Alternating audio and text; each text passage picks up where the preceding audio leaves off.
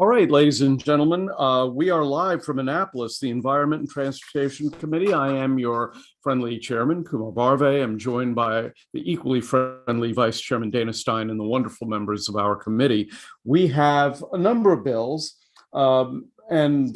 mostly having to do with tolls. The first bill is going to be a bill that has to do with VEEP standards and VEEP regulations. But let me also say that we are expecting to get a 10-minute briefing from the MTA on their on tolling matters before we go into all of the bills on tolling. So we're going to start with the bill that I and the vice chair have introduced, Vehicle Emission Inspection Program Standards and Requirements. And then after that public hearing, we will have that briefing and then proceed into all of the other bills before us. And so let me begin with House Bill 1079, introduced by me and the vice chair. The House Bill 1079 will bring the Department of Transportation regulations on vehicle emissions and inspections up to date, particularly as they pertain to aging hybrid vehicles. More specifically, they'll set up a biennial inspection schedule for a hybrid that is more than 7 model years old and having an onboard diagnostic 2 system. Let me just give you context for the entire issue as the vice chairman and I see it. The department has engaged in the activity of altering regulations that we don't feel they have the legal authority to alter. In particular, and I'm going to read this because I want to make sure that I don't get any of this wrong. In January 2021, MDE issued an RFP to operate the vehicle inspection program. The General Assembly has set forth specific requirement for Maryland's VEEP program. However, we believe that MDE have included RFP specifications and other procurement regulations that are not in keeping with the regulations of the state of Maryland currently. And some of the things that this vice chair and I are particularly concerned with are, and I'll just list them off. I'm not going to go into details, but I'm going to list them off. The elimination of the idle test, the elimination of the tamper check equipment test, the elimination of all the testing for Class E trucks, allowing decentralized test facilities to conduct initial tests, allowing decentralized test facilities to charge convenience fees, not complying with criteria to establish or approve decentralized facilities, and expanding the exemption for new vehicles from 3 model years to 6 model years. So we're introducing this bill that's going to make specific what the intent of the legislature is. And I just want to underscore for everybody here and everybody listening, these basic public policy decisions about what to regulate and what to test don't belong to the bureaucracy. They belong to the elected representatives of the people of Maryland, and specifically they belong to this committee and our counterpart in the Senate, and by an extension, the entire General Assembly. And so we've offered this bill that will begin the process of doing these changes to the regulations. But really what has to happen, in my opinion, is that the legislature has to assert itself. We have to write the regulations for what we believe are the proper parameters for inspecting vehicle emissions, not the bureaucrats and the administrators who are really only supposed to carry out what we intend to have take place. And so I will conclude there. My understanding is that nobody is signed up in opposition. Well, this guy who signs up in opposition to everything is signed up in opposition, but we have written testimony in favor by Regina Ali with AAA Mid-Atlantic. I have nothing more to add to what I have had to say, but I see that Delegate Weivel, hold on, let me just bring up my participants, and I see that Delegate Weivel has his hand raised, so I'll recognize him for a question. Thank you, Mr. Chairman. Just a quick clarification. So this bill would allow the inspections to be done at certified inspection stations privately owned and not necessarily at the VEEP testing sites? Yeah, I believe it would be, yes, I believe that's correct. Yeah. Awesome. Thank you. Yeah, no, and my intention with this bill and the vice chairman's intention is to put the regulation of motor vehicles in the hands of the legislature primarily. So we're going to be working through all of these, all this language and all these amendments, and the work product will be the work product of our committee. All right, thank you. Seeing nothing else, I am going to say that the public hearing on House Bill 1079 is over, and we're going to proceed. The first bill will be House Bill 29, Delegate Carr, but I understand we have some people from MDE present who would like to make a 10-minute presentation on all the trust agreements, and they're not here yet? It's not happening. Okay, I stand corrected. Once again, so let's go to House Bill 29. Delegate Carr, welcome back to the committee. You have 4 minutes. Thank you, Mr. Chairman. Good afternoon. Awesome members of the Environment and Transportation Committee. Always good to start out by sucking up. Of course, but it's true. For the record, I'm Delegate Al Carr, and I'm pleased to present House Bill 29. This bill would repeal the MDTA's authority to suspend vehicle registrations for toll debt.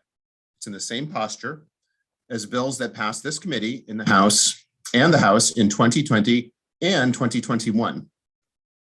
Maryland is an outlier in allowing the suspension of vehicle tags for video toll debt. With $25 late fees on tolls as low as $1.40, this practice contributes to the criminalization of poverty. Better practice, used successfully in many states, is to simply flag the registration for non-renewal when tolls or late fees are owed.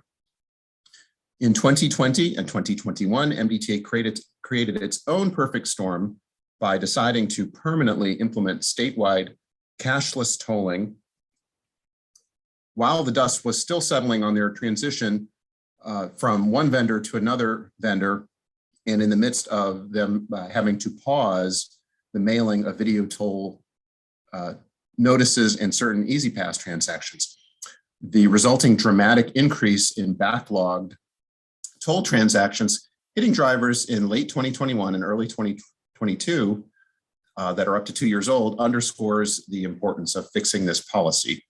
There is a sponsor amendment that makes the bill an emergency measure and also adds language requiring a performance audit, which is similar to the General Assembly's approach in 2029 to the University of Maryland Medical System after the situation there.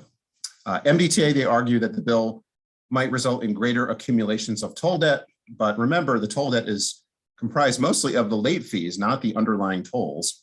And MDTA does have the ability to reduce the late fee amount on their own. So I ask for your favorable report and happy to take any questions. Okay, there are 2 people who were signed up in favor. Why don't we go to them? And then after they testify, we'll entertain questions from the committee. The first person signed up to testify is Caleb Josso. Caleb, welcome to the Environment and Transportation Committee. You have 2 minutes. Thank you, Mr. Chairman, members of the committee. My name is Caleb Josso. I'm a policy advocate with the Job Opportunities Task Force. We're an independent nonprofit organization that develops and advocates policies and programs to increase the skills, job opportunities, and incomes of low-skill, low-wage workers and job seekers in Maryland. We support House Bill 29 because the practice of suspending the registration of a motor vehicle because the registered owner of the vehicle incurred a toll violation and failed to pay the toll and any associated civil penalties does, as Delegate Carr pointed out, contribute to the criminalization of poverty.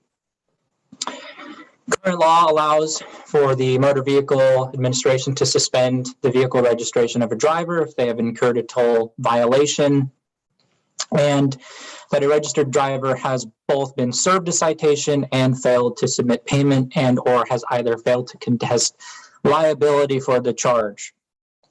The practice of vehicle registration as a means of collecting debt is an ineffective means of collection, and as demonstrated by the majority of states that no longer do so, is an outdated and ineffective means of doing so. I believe over 40 states are no longer implementing this practice.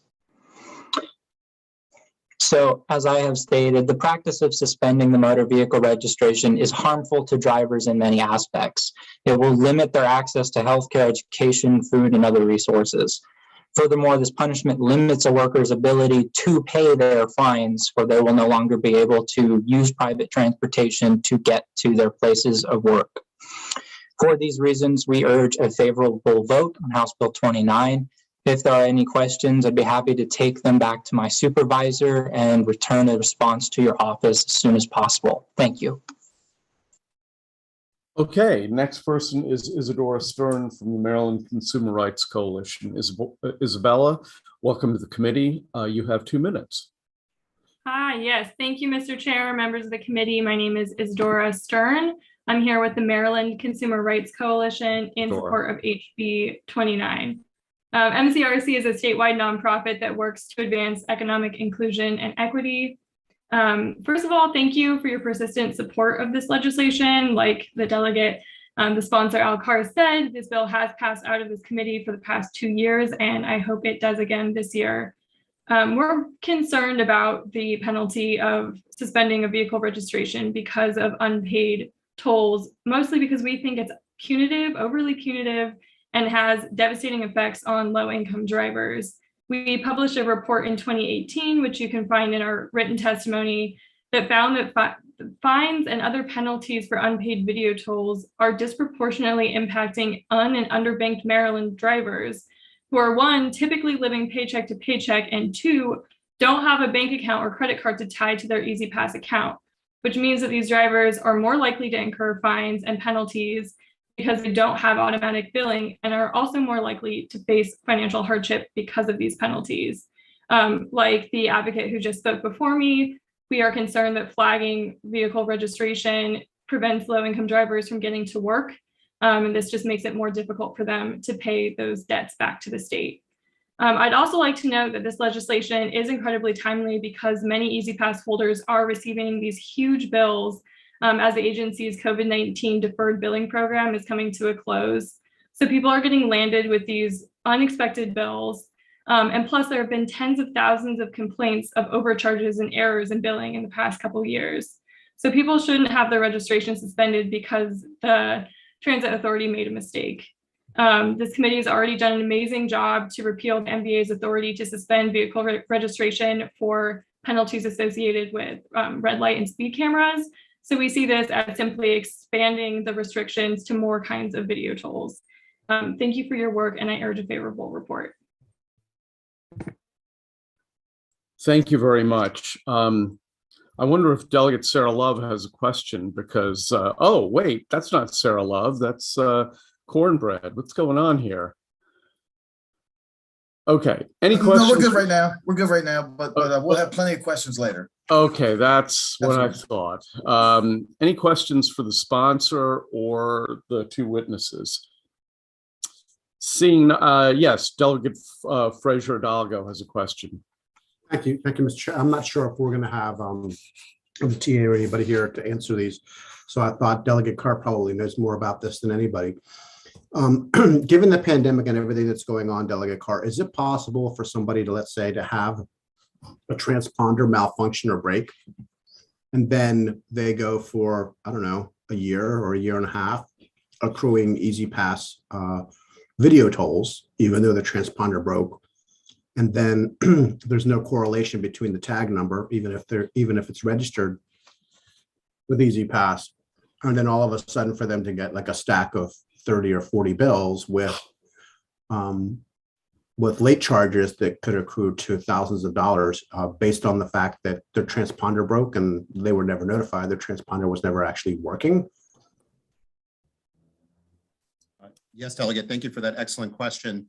So yes, so even if you have an EasyPass account and an EasyPass transponder, it's still possible for you to get video tolls in the mail and late fees. MDTA is supposed to match up your license plate if you entered into your account with your EasyPass account. So in case there's something wrong with your transponder, they're supposed to still bill you on your EasyPass account if they have the information to do that. They don't always do that. Also, if there is some hiccup with your method of payment, like for example, you drove on toll roads in 2020, but you're just receiving a huge bulk of them a year and a half later, and your credit card all of a sudden or your bank account goes into a negative balance, then they're going to start mailing you the video tolls instead of charging it on your EasyPass account. So yes, even EasyPass holders, for a variety of reasons, can still get hit with video tolls at the higher rate and late fees that they were not expecting to get. So I guess my understanding from what you've said, and I'm asking you because you're probably the most expert again here. If you already have an EasyPass and you have your car registered with EasyPass, right? And for whatever reason, the transponder isn't working, you've done nothing wrong, yet you could get hundreds or thousands of dollars in fines. That's correct, Delegate. Yeah, they're supposed to match it up. And if they to your don't, account. if they don't, Delegate Carr, and again, I'm depending a lot on you, so thank you. Yeah. If they don't match it, can they still charge you even though your tag number was registered with EasyPass? So if your tag number is registered, and for whatever reason they don't connect those dots, can they still charge you late fees? So yes, I can speak from personal experience. I have EasyPass. I do have my license plate number in my account. I did drive on a Maryland toll road, and I personally did get a video toll in the mail and a late fee because the matching process didn't work right. And I hear from a lot of other constituents who are in the same bucket. So absolutely, yes, somebody who's doing all the right things, has EasyPass, can still get video tolls at the higher rate and late fees. And there's nothing instructing them to waive all of those late fees because the customer didn't do anything wrong. They can just stick to their guns and say, no, you have to pay the late fees, is my question. So yes, once they send you a video toll and add a late fee on there, you can go to court to fight it. But if you miss the timing on that, you got to pay, or your registration is going to be flagged or even suspended. Thank you very much, Delegate Carr. Thank you. Delegate Carr, I've got a question. What committee in the Senate did this bill go to in prior years? Yeah, thank you, Mr. Chairman. So this bill has gone to the Judicial Proceedings Committee in prior years. What a shock. Okay, any further question for the delegate and his two witnesses? All right, seeing none, maybe third time will be a charm. You never know. Okay, that ends the public hearing on House Bill 29. Let's proceed to House Bill 38. Delegate Healy. Thank you, Mr. Chairman, members of the committee. For the record, I'm Delegate Ann Healy, and I thank you for the opportunity to present House Bill 38, a bill that clarifies how the Maryland Transportation Authority may rule over delinquent accounts in accordance with the Central Collection Agency. I'd like to remind the committee that this bill is a reintroduction with amendments of previous legislation that was passed in 2018, but which sunset in May of 2021. It has been abrogated and needs to be reintroduced in order to continue this practice. The bill would take effect June 1st and has no expiration date. And I'd be happy to answer any questions. All right, let's see. Jacob Josso is also wants to testify in favor of this bill. So Caleb Josso, rather. So Caleb, you welcome back. 2 minutes. Thank you, Mr. Chairman, members of the committee. Once again, my name is Caleb Josso. I'm a policy advocate with Job Opportunities Task Force. We're here in support of House Bill 38 as a means to, as Delegate has said, reestablish that the Maryland Transportation Authority has the ability to recall a delinquent account from Central Collections Unit and waive any outstanding tolls and associated charges, and to prohibit the CCU from collecting a delinquent account that has already been recalled by MDTA. This, as it has been stated, is a continuation of a previous bill, House Bill 973, Chapter 547 of 2018's regular session. A report from MDTA demonstrated that during the first 13 months that Chapter 547 was in effect, this range being from 1 month fiscal year 2018 and all of fiscal year 2019, MDTA recalled from CCU approximately $6.5 million in outstanding toll violation debt.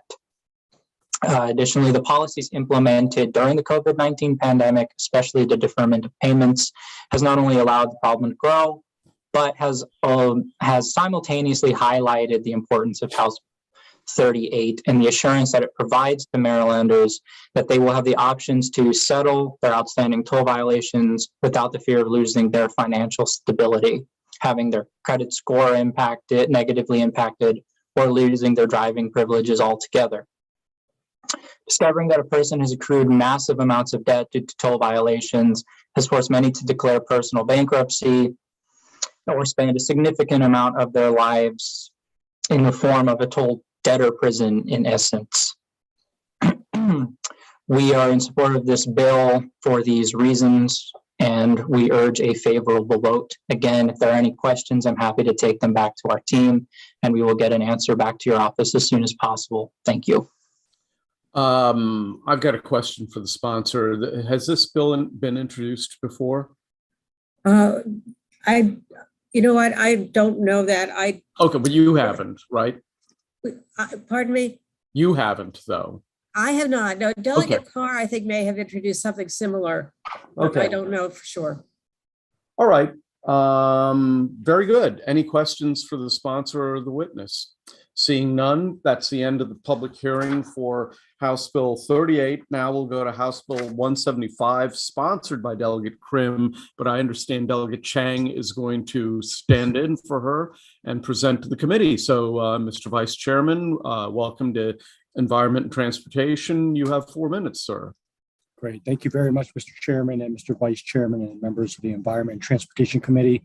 On behalf of Delegate Carol Krim, I'd like to present today House Bill 175. What the bill would do is allow the Maryland Department of Transportation Authority to waive 70% of participating residents' delinquent unpaid video tolls and related civil penalties that became delinquent prior to July 1st, 2022, and also require residents to pay the remaining balance of the delinquent account owed after subtracting the waived amount from any amount that went over to the Central Collection Unit, and also requires the resident to obtain and maintain an Easy Pass until June 30th of 2024. And the Maryland Department of Transportation Authority, what they would do is they would contact the vehicle owners by the information that they have and notify them of the fees and also the amount that's due. The good delegate, the gentle lady, currently serves as the chair of the Oversight Committee on Joint Audit and Evaluations Committee. And during those testimonies, we heard a lot about the overbilling and the issues with the tolling and making sure that those fees were properly assessed. To quote the gentle lady, she said that the Maryland Department of Legislative Services provided data on the number of civil penalties billed and penalties outstanding from FY 2016 to November 2020. And nearly 1 in 3 motorists in FY 2016 failed to pay their tolls, climbing to 1 to 2 as November 23rd, 2020. As Maryland Castle toll system continues to grow, we have to ensure punishment fits the crime when assessing civil penalties for tolling violations. She concludes by saying that many Marylander families are struggling financially during the pandemic. An outstanding fine may adversely affect credit ratings and peace of mind. Reducing these fines may allow families to pay their debt or present an opportunity to gradually pay off the debt that will no longer be insurmountable.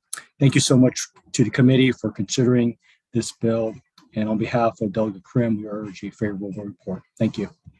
Thank you very much, Mr. Vice Chairman. I'm going to go, again, Caleb Josso is testifying in favor. We'll listen to him, and then we'll go to questions if there are any. And Caleb, take it away. You've got 2 minutes.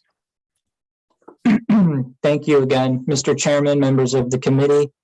As previously stated, my name is Caleb Josso with the Job Opportunities Task Force, and we support House Bill 175 as a means to ensure that residents not only have access to, but are notified for their eligibility of a program to resolve unpaid video tolls and related civil penalties.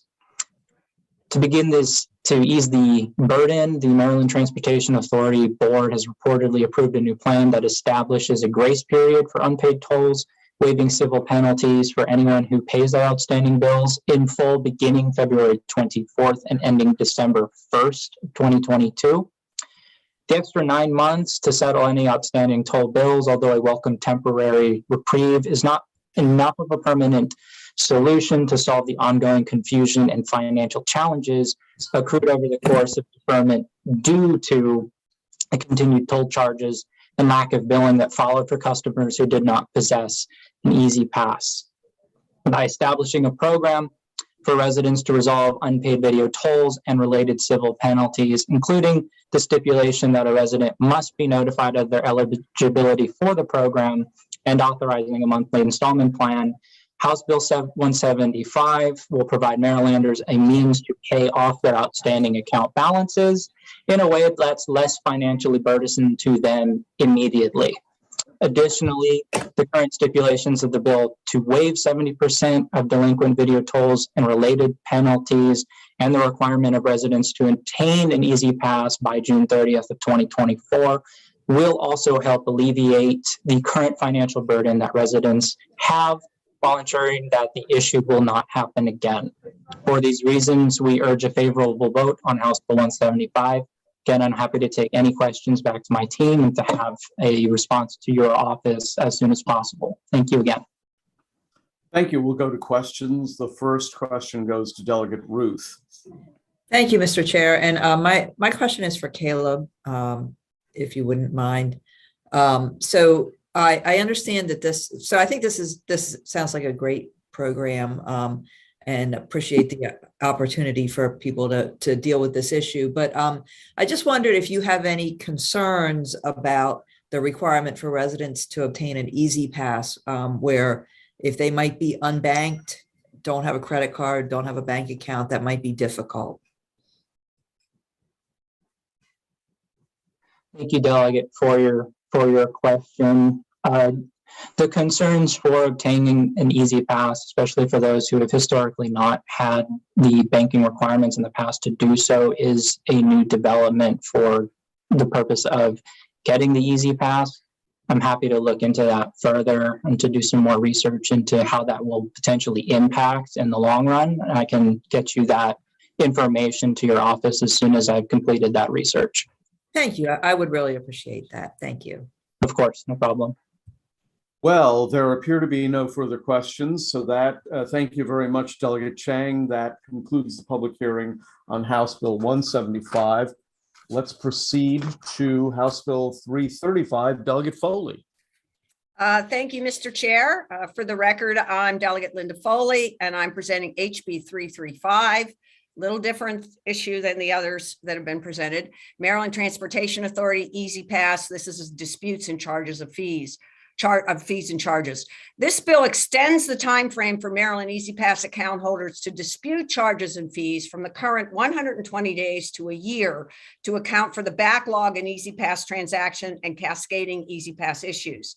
Please note, the bill as drafted calls for a 3-year extension, but I have filed a sponsor amendment to change 3 years to 1 year. A Maryland Easy Pass transaction backlog and a disastrous customer service record due to severe service shortfalls after March 2020 have been in the news lately. And if you're like me, you've probably heard from your constituents asking for last-ditch help with mounting issues Easy Pass users face. Those issues include things like overbilling, transponders that don't work, trouble logging into accounts, bills being sent a year late with assessed late fees, additional $25 charges for tolls, MDA threatening to withhold vehicle registration and tax refunds for non-payment. And worst of all, E-ZPass users often are unable to reach customer service representatives. There are wait times up to 7 hours sometimes. And when they finally do get a hold of somebody, the person often cannot help them resolve the matter. Yeah, Maryland drivers have struggled with the lack of E-ZPass customer service for well over a year. The E-ZPass debacle began in 2019 when MDTA switched vendors to upgrade electronic billing. This caused many operational glitches and caused MDTA to be audited by the Office of Legislative Affairs. The audit revealed many problems, which MDTA did not dispute. This, coupled with a state-ordered 7-month payment deferral and pause on billing when the COVID crisis initially came up in March of 2020, has overwhelmed an already beleaguered operational system. Once MDTA resumed billing and collection, the paused tolls hit E-ZPass accounts in unpredictable quantities, resulting in drivers being unable to anticipate withdrawals from their credit cards or bank accounts.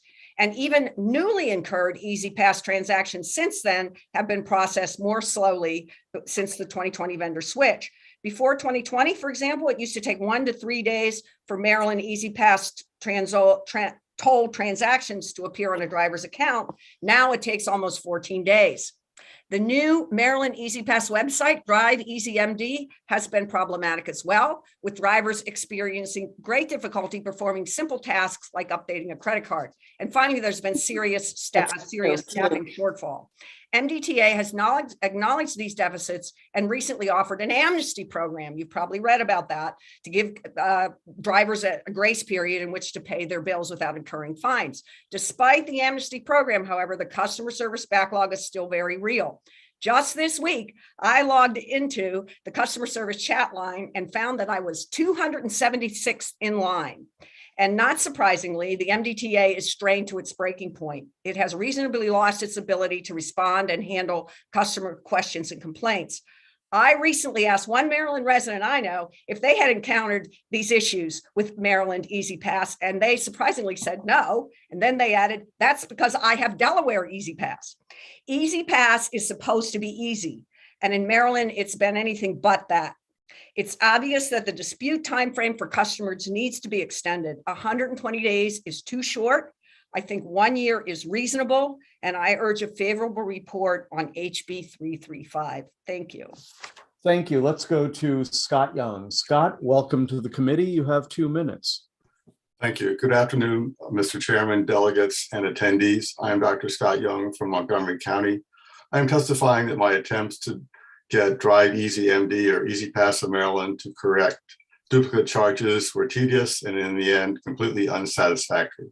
Briefly, I was charged for the same trip from I-95 to Shady Grove / I-370 along the Intercounty Connector / Route 200 in October of 2021. I was charged both by my license plate and by my transponder.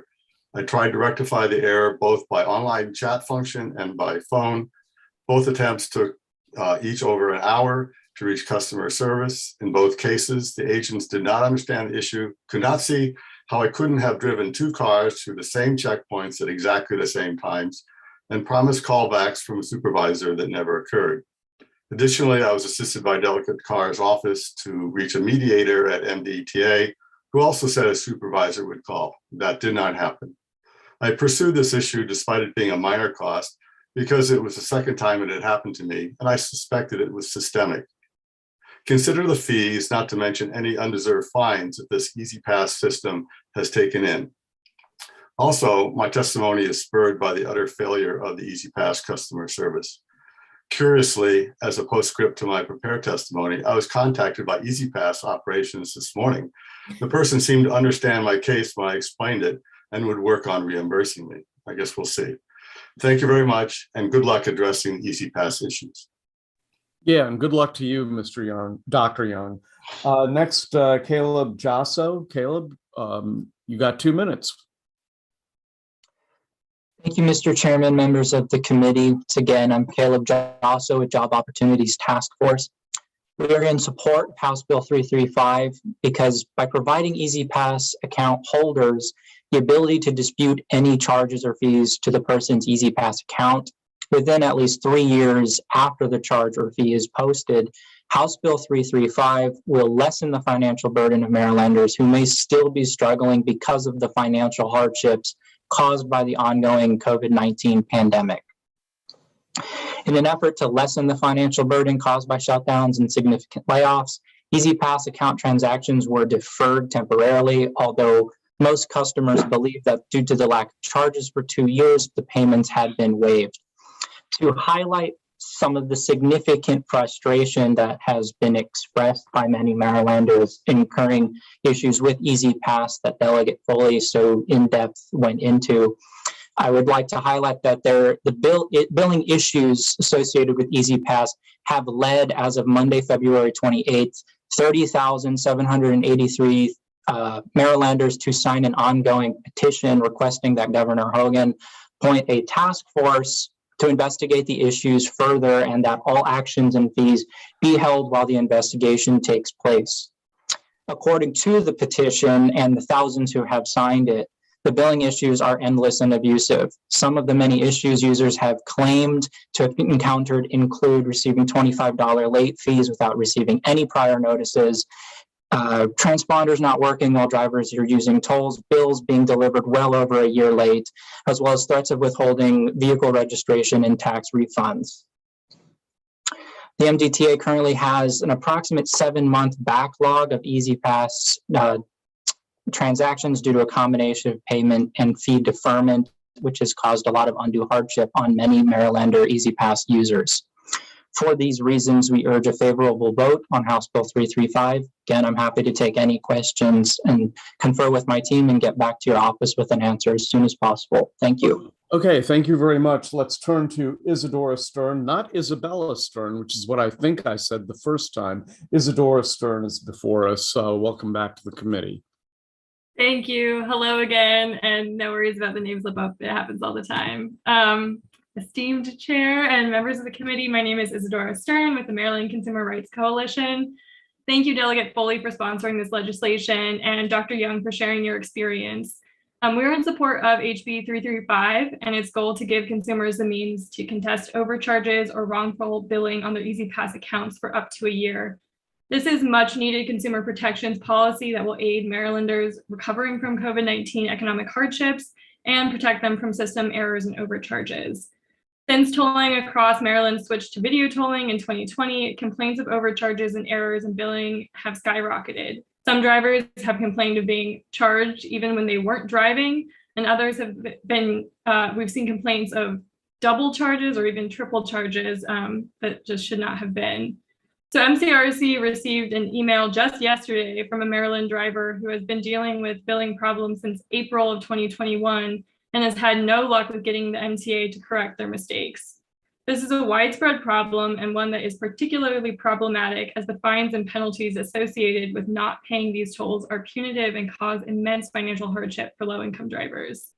In an ideal world, MTA would be in charge of correcting their mistakes so that the onus wouldn't have to be on the consumer. The least we can do is give consumers the indisputable right to contest incorrect charges and fees on their account for up to a year. This legislation responds to the overwhelming number of complaints in the last year and the delay in billing the agency's COVID-19 deferred billing program has caused.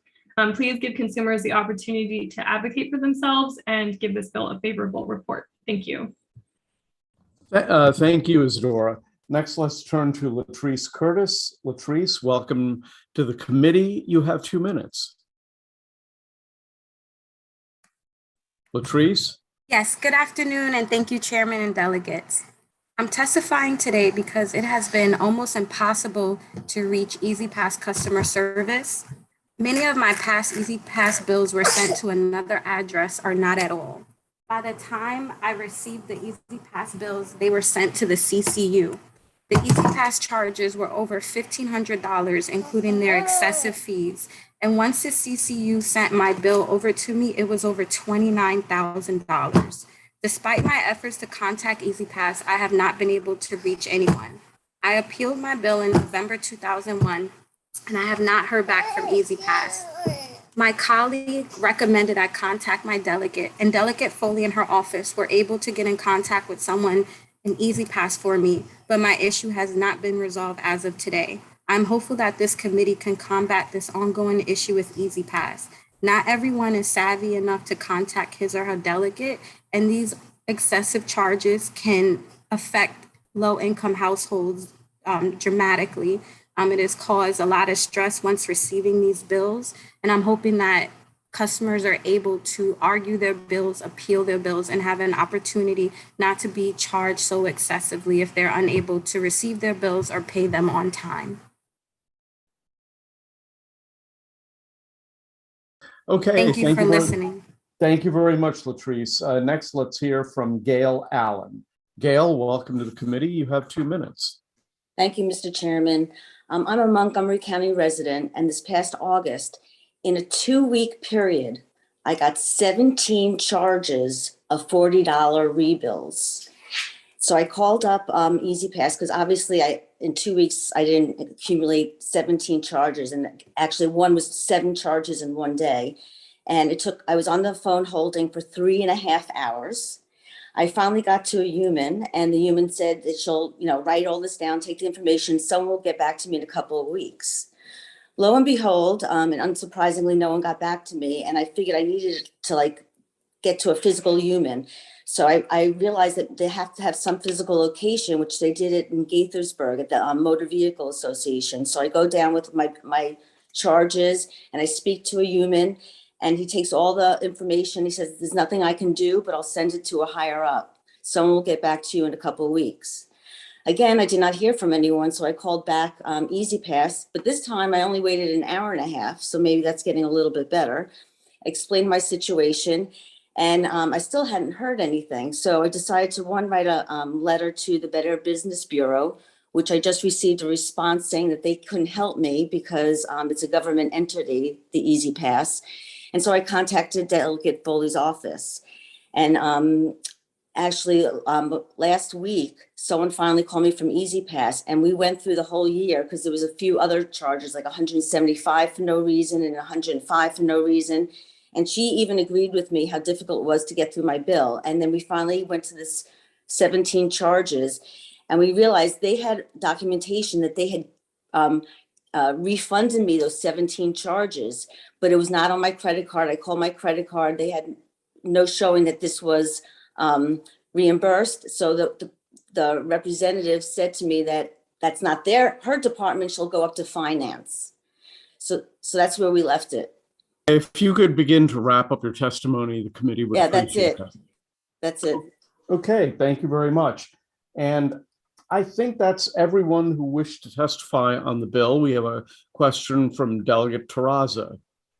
Thank you, Mr. Chairman, and thank you, Delegate Foley, for bringing this bill. I think we've all heard from constituents with similar issues, and without going into any detail, I've had a similar issue, and after many attempts to call and get Easy Pass and get it resolved, I had to call my delegate's office, which is me, and the only way to resolve it was for my delegate's office, which was my office, to contact them. So it's unnecessary. But my question, since there is a question here, is do you really think 1 year is going to be enough to challenge? I mean, it seems to me like some of these things are going to take longer, and I just worry that coming down to, I appreciate that you're coming from 3 years down to 1, but is 1 year enough? Well, thank you, Delegate, for that question. That's a really good question. I mean, the 3 years originally came because we had information that Massachusetts had a 3-year period, had extended their 3-year period at some point for disputes. But we then found out that that they actually implemented that, but then pulled it back. So we thought that 3 years maybe was too much. We did 1 year because that seems to be the backlog. 1 year. Okay. So it is a little bit arbitrary. I certainly would be open to a longer period of time. I'm sure that the Easy Pass customers would be open to a longer period of time. And it is a bit arbitrary, but that's how we arrived at that. Thank you. Thank you very much. And thank you for this bill. Thank you. Next question goes to Delegate Boyce. Thank you, Mr. Chair. Thank you, Delegate Foley, as the delegate of my family who my sister sent me, unfortunately, literally a packet this big of the bills. The difference is that my niece did not have Easy Pass. The bill was $600. The fees were $2,500. So in regards to the 3 years, and I know that this is for Easy Pass, for folks who don't have Easy Pass, they have to wait till they get it in the mail. And I'm wondering, in this case, it was a year, it looks like, until my sister actually got the bill. So I'm wondering, would it be appropriate to, you say at least 3 years after the charge or fee is posted to the person's account, and or the customer receives it in the mail, because it is two-part. Easy Pass will send that stuff to them if you're unbanked. And so wondering about that provision, because again, the backlog, folks didn't get something in the mail for at least a year. So a year from when they actually receive it in the mail, or so on and so forth. So I'm just wondering if you would be willing to accept something to change in that regard, to speaking of folks who actually don't have Easy Pass, but actually still get the bills late. Yes, thank you, Delegate. Yes, I certainly would be open to that. The idea here is to make sure that with all of these service problems, some of which we can fix and some of which we can't fix, sure. It seems like a lot of them we can't fix. And yes, there are COVID-related problems here that came up that exacerbated this situation, but that's not the only thing driving this. In terms of the delays. So yes, the answer is yes. I would certainly be amenable to, and I certainly would be agreeable to an amendment like that. I think that makes sense. It's hard to know where these are, where these charges are in the pipeline. Yeah, no, I certainly would be amenable to that. Yes. Thank you so much. Thank you. All right, there appear to be no further questions, so that will end the public hearing on House Bill 335. Let's turn now to House Bill 582. Delegate Hornberger is in the House. So Delegate Hornberger, welcome, and you have 4 minutes. Thank you, Mr. Chair and members of the committee. We have the airing of the Easy Pass Grievances Day, and I'm glad to be a part of it because my district, as many of you know, is both geographically and economically behind a paywall, which is a toll. In order to enter Cecil County from Delaware or from Harford County, you have to pay a toll if you're traveling on 95 or Route 40. So this is very near and dear to my heart. And we've had a tremendous influx of folks that have been aggrieved by this, everywhere from duplicate tolls to we even had constituents who their vehicle was identified as an 18-wheeler. How that happens, I don't know. And then we also had a spout where every single vehicle that went through the Hayden Bridge received a speed violation in the mail, every single one. So when MTA comes out and says that there's no errors with the software or the system, I can't believe that. And that's why we need to put in legislation like HB 582. This bill's already been heard in the Senate and does 4 main things. 1, it waives penalties for tolls where MTA is responsible for the delay. It allows more flexible payment plans. It accepts new forms of payment, such as Venmo, or maybe even as high as these are getting me, we need some Bitcoin in there as well. And then also it prohibits debts from going to collections if the amount exceeds $300 to prevent absurdly high uncollectible amounts and hurting our citizens that have extenuating circumstances. So we think that this bill goes a little bit farther than some of the other bills. And we do know that the board has made some decisions that have softened, some of these fines, but we feel that it's too late, too little, and that this is something that should be written in law and to prevent further mishaps. So with that, I'd ask for a favorable rating. Thank you. Thank you very much. Let me turn to your bill. Let's turn to Melissa Hendricks, who has signed up in favor of the bill. Melissa, welcome to the committee. You have 2 minutes. Welcome. Thank you, Chairman and delegates. My name's Melissa. I live on Ken Island and I commute over the Bay Bridge Monday through Friday and sometimes on the weekends for sports and everything. I signed up for the Easy Pass June 2015. And when the switchover had happened, all of a sudden I had all these problems. I got a stack of bills. Here, I can actually show you guys what everybody's talking about. That's only some of them. Apparently, Easy Pass, when we went up there, said that there's still more coming.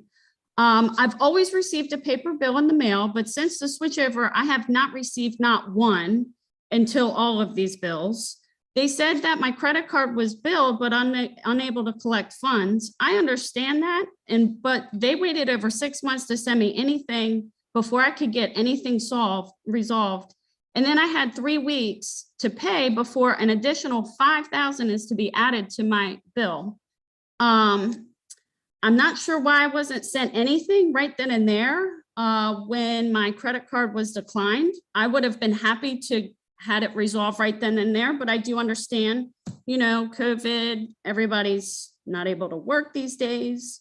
I have started a case at the NDTA.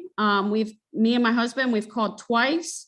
They said that somebody would call us back. Nobody called us back. So we went up there because we were unsure of what was going on. When the lady looked at our,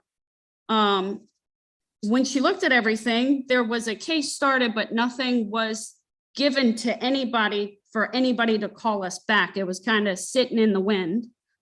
Still haven't heard anybody back from that time. I feel like, you know, when things get resolved, when something happens, we need to be notified right then and there, not 6 months or 60 days or anything. And that's all. Well, thank you very much. Next, let's hear from, no, that's it. That's everybody who wishes to testify in favor of the bill. Are there any questions for the sponsor or the witness? Well, seeing none, Delegate Hornberger, you are free to go. And we're going to go Thank you, everyone. What's that? Thank you, everyone. Have a nice day. Okay, take care. Next, let's turn to House Bill 1025, Delegate Forbes. Welcome to the committee. You have 4 minutes. Good afternoon, Chairman Barbe, Vice Chair Stein, members of Environment and Transportation. Thank you for this opportunity to present HB 1025. For the record, I'm Delegate Kathy Forbes, and this is a break from your tolls. This is driver education. HB 1025 would allow adult driver education students to substitute an online self-paced course for the 30 hours of classroom driver education that is required by law. These students would still need to complete 6 hours of behind the wheel road instruction. To lay some groundwork, in Maryland, we require all first-time candidates for a driver's license, regardless of their age, to take a driver education course. The course requires 6 hours of behind the wheel road time and 30 hours of classroom time. The cost of this course may be up to $600. Our Maryland requirements are different from the surrounding states. In fact, none of these states, Delaware, Virginia, Pennsylvania, West Virginia, or the District of Columbia, require anyone over the age of 18 to take driver education. Of those states, only Virginia and Delaware require students 18 and under to take driver ed. In Delaware, it is offered for free in all public and most non-public high schools. And in Virginia, students under the age of 18 may substitute an online self-paced course like this bill is advocating for the required classroom hours.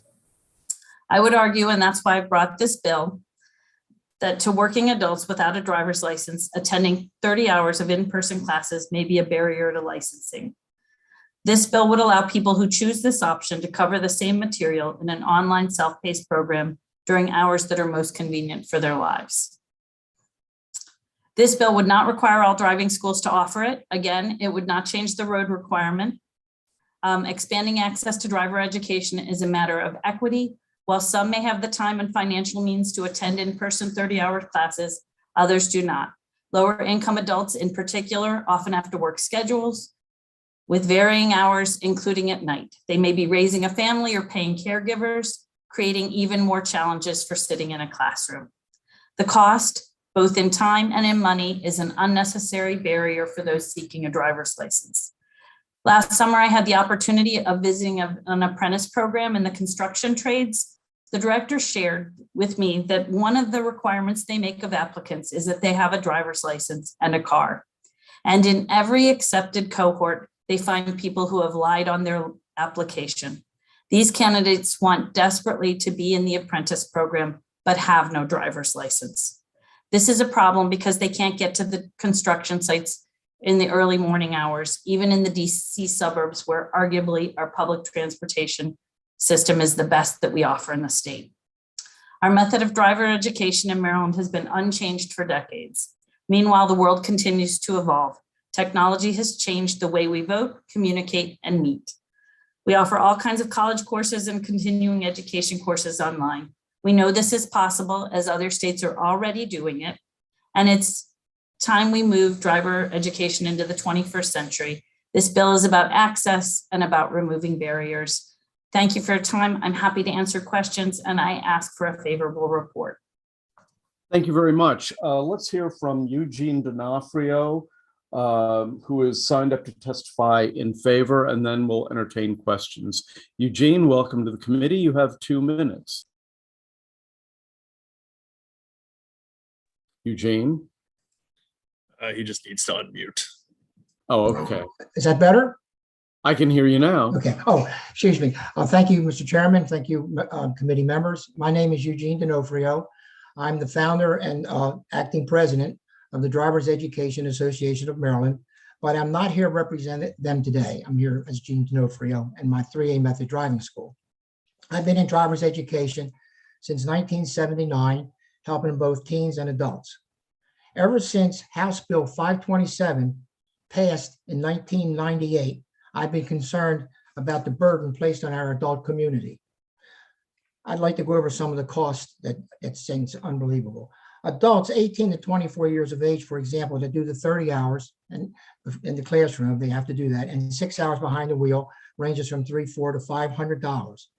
They also have to do 60 hours of mentoring with their parent or a mentor. If they don't have a parent or a mentor and they have to find someone to put them on the road, they could be paying as much as $50 an hour, which would be another $3,000. After 25 years of age, that was reduced because Senator Raskin helped me reduce that a few years ago. We reduced the 60 hours down to 14 hours. So it would be another $700, which has helped people. This bill, of course, would help adults that they just can't get into the class because of their job. If they're taking the 30-hour program and they miss a class, they might have to wait 2 weeks or a month, depending on when the class comes around again. They can't even get to get that done. Since I've been upset with this bill for years, I have many institutions that have sent me things like the Brookings Institute, the Job Opportunities Task Force, the ABLE Foundation, the Maryland Alliance for the Poor, and the Merriam House. And I would like to just read what the Merriam House, I'd like to read them all, but I'll just read what the Merriam House says.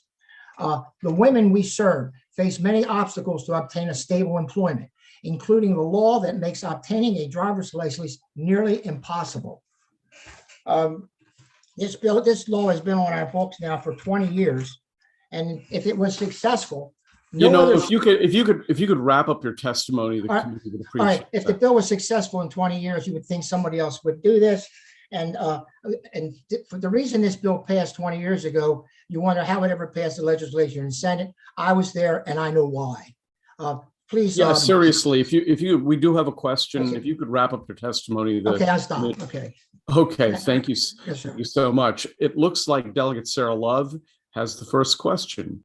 Thank you, Mr. Chair. Thank you, Delegate Forbes, for bringing this bill. This bill makes a lot of sense to me. You may have mentioned this before, but are there other states that do online driver's ed? So Virginia has it now for students. They only require driver's ed for students 18 and under. And they allow those students to take an online self-paced course to meet their 36-hour requirement. And Pennsylvania actually offers, Pennsylvania doesn't require anyone to take driver's ed, whatever age they are, but they offer a state-approved online class that's self-paced, available 24 hours a day, 7 days a week. Students can start the program, save their work, go back as often as they want to finish it. And many people under 25 take that because it lowers their insurance rates because they've taken driver's ed. And when I was doing just anecdotal searches online, I found it for $99, that online savings. So a real cost savings. Thank you. Mr. Chair, may I have one follow-up? Yes, absolutely. Thank you. And then do we have anything like that in Maryland? Currently, since 2001, if you have points on your license or are found to have an infraction and you are ordered to take driver improvement courses or drug and alcohol courses through the state or through the courts, you can take those courses online, and that's been legal in Maryland since 2001. The driver improvement is a 6-hour course with a test at the end, and the drug and alcohol is a 3-hour course. And so driving schools, you'll see in Maryland, their website offers those classes in person and online. Got it. So thank you for those questions. Sure. Thank you very much. Okay, next question goes to Delegate Foley. Thank you, Mr. Chair, and thank you, Delegate Forbes, for bringing this bill. My question is about the 6 hours of highway driving instruction. So does this bill require that be done by an approved driver education provider, or like could I just go in my car and say, I did 6 hours of driving, I'm done? What are the requirements there? So it continues. Thank you for the question, Delegate Foley. It continues the law that we have that these courses have to be given by a Maryland state approved driving school, and we're using the curriculum approved by the MVA. There is another part of the law if you're under 18, there's a log you have to, and I think Mr. Donofrio was referring to that, a log, parents have to log that you've driven with your student at night. And I think it might be 65 hours, and I'm sorry, I don't know exactly, but you've driven with your student at night, you've driven with them in the highway, you've driven with them in the rain, and you've met all those points too. But yes, you still have to do these 6 hours of behind the wheel. And in my own life, I was grateful that someone else drove with my children on the highway the first time. Thank you. Okay, Delegate Liberty has the next question. Barry, you need to unmute yourself. I just said. You muted yourself again by mistake.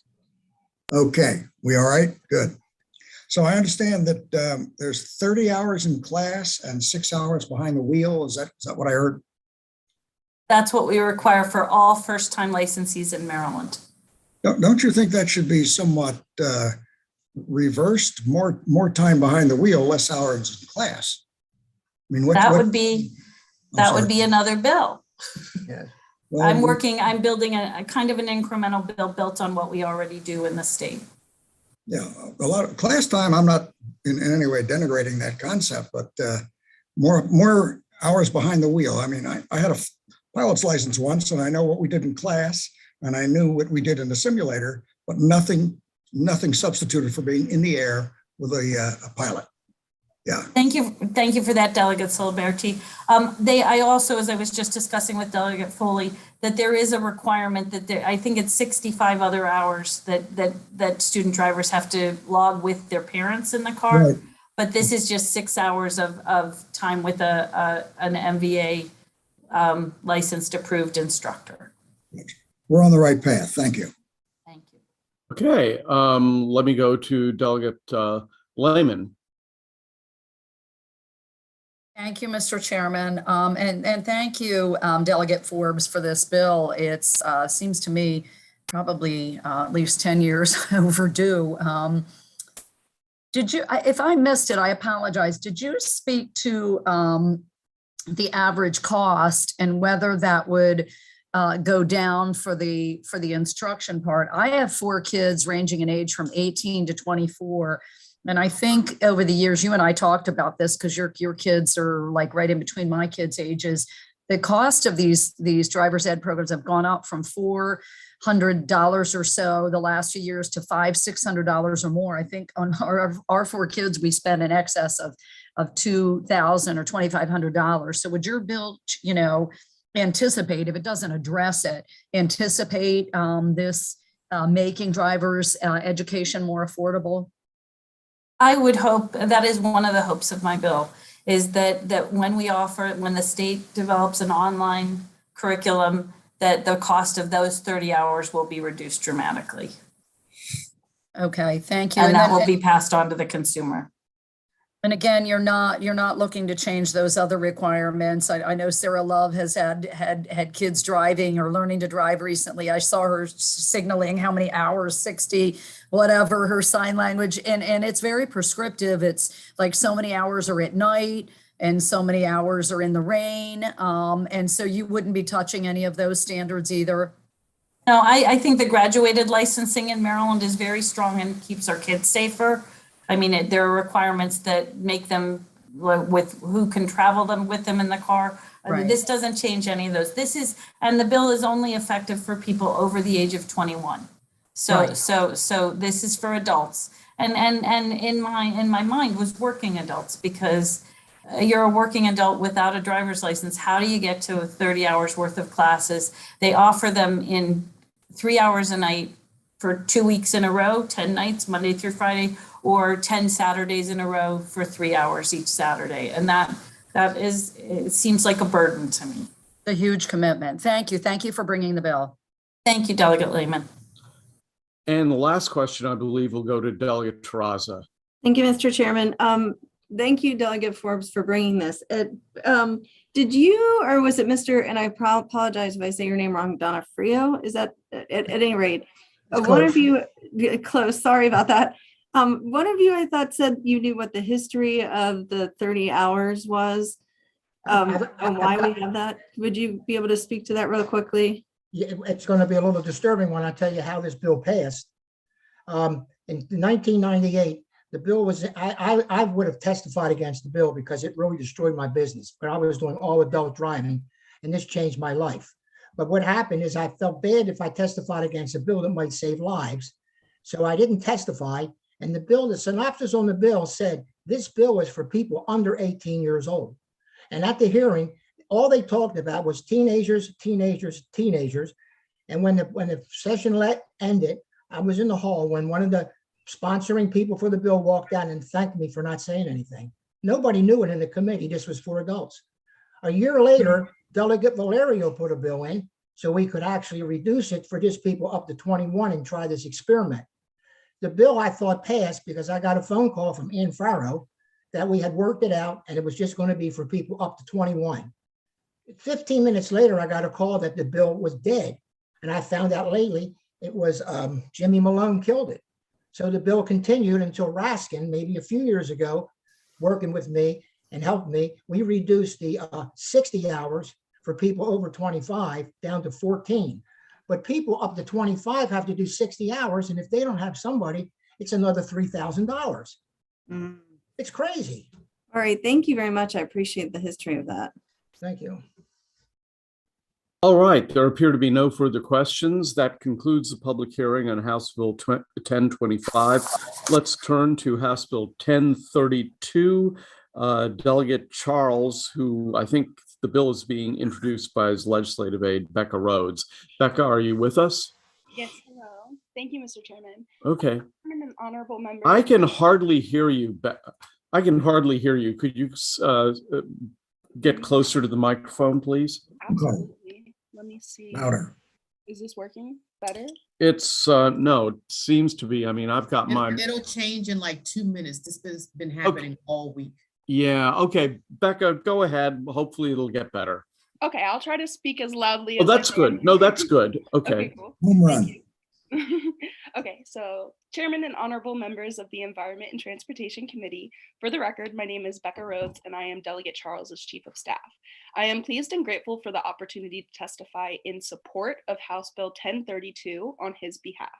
This bill proposes that the Maryland Department of Transportation and MDOT State Highway Administration establish and post to their websites a street sweeping schedule that is regularly updated and includes transparent disclosure of the street cleaning budgets, resource allocations, and procedures for all state roads cleaned and maintained under their purview. Currently, the Maryland Department of Transportation's State Street Sweeping Program divides all counties in the state into shared districts. For example, MDOT's District 3 is a bi-county plan that includes Montgomery County and Prince George's County. In the case of District 3, visual evidence and constituent complaints repeatedly suggest that the state roads and ramps in Montgomery County are generally cleaner and freer of litter, as well as better maintained than those in Prince George's County. While there may be many valid reasons for disparities across and among different counties, repeated efforts to gather and secure definitive information from MDOT and the State Highway Administration about their street sweeping and litter schedules, resource allocations, and their accountability and enforcement systems have proven difficult to obtain. This is troublesome for any public agency. Such information should be easily accessible and readily available on their websites. This is really just a matter of public transparency and accountability. When asked of several different MDOT representatives, the reasons given for not posting schedules are consistently related to the unpredictability of weather and equipment repairs. Yet a random search of county-level road sweeping programs has shown that schedules can be developed, posted, updated, and searchable for the public. If municipalities and county governments can post cleaning and maintenance schedules for county roads under their purview, we believe MDOT should be able to do the same for state highways, roads, and ramps. This proposed legislation offers a remedy. By mandating that MDOT dedicate the resources and staff needed to post regular calendars and scheduling notices of when they will be conducting street cleaning of all state roads. They should be able to provide accessible information about how cleaning is tracked, confirmed, and enforced. Under the current situation, when constituents call and say that their state roads have not been cleaned, we honestly cannot confirm or deny either way when the last time MDOT specifically maintains their roads. However, with this bill, when constituents call us with complaints of road debris or lack of street sweeping, we can clearly articulate when the next scheduled cleaning will take place. We can also track if MDOT is actually following this schedule and ensure that our communities are being supported by its state agency and are generally cleaner and safer. For these reasons, I urge the committee to adopt a favorable report and support this simple accountability provision. Thank you so much. Very nice. Thank you very much. Nicholas, that's nobody else is signed up to testify in favor or against the bill. Nobody opposes the bill. Any questions? Seeing none, thank you very much, Becca. That ends the public hearing on House Bill 1032. Let's go to House Bill 1071. Delegate Wyville. Thank you, Chairman Barvey. It's good to be with you and the greatest committee in the legislature. The language of House Bill 1071 may look familiar to all of you. It's essentially the same language that this committee has graciously adopted as amendments to the various speed camera bills over the past few legislative sessions. The bill simply states that speed monitoring systems placed on or after October 1 must include a device that displays the real-time posting of speed at which the driver is traveling prior to reaching the section of highway where the speed camera is located. Research has shown that speed displays significantly reduce vehicle speeds. In one study, the average speed entering a school zone was 10 miles per hour higher than the posted speed prior to the installation of the speed display device, and only 1 mile per hour higher after the speed display device was located. Other studies have shown that the average speed is reduced by about 17.5% with the presence of speed monitoring displays. Maryland SHA's own research has shown that use of a speed display trailer has reduced speeds in work zones by 2 to 7 miles per hour and have increased speed compliance by as much as 10 to 40%. The current practice of Maryland State Highway Administration is the utilization of speed display devices in all work zones within the state where speed cameras are implemented.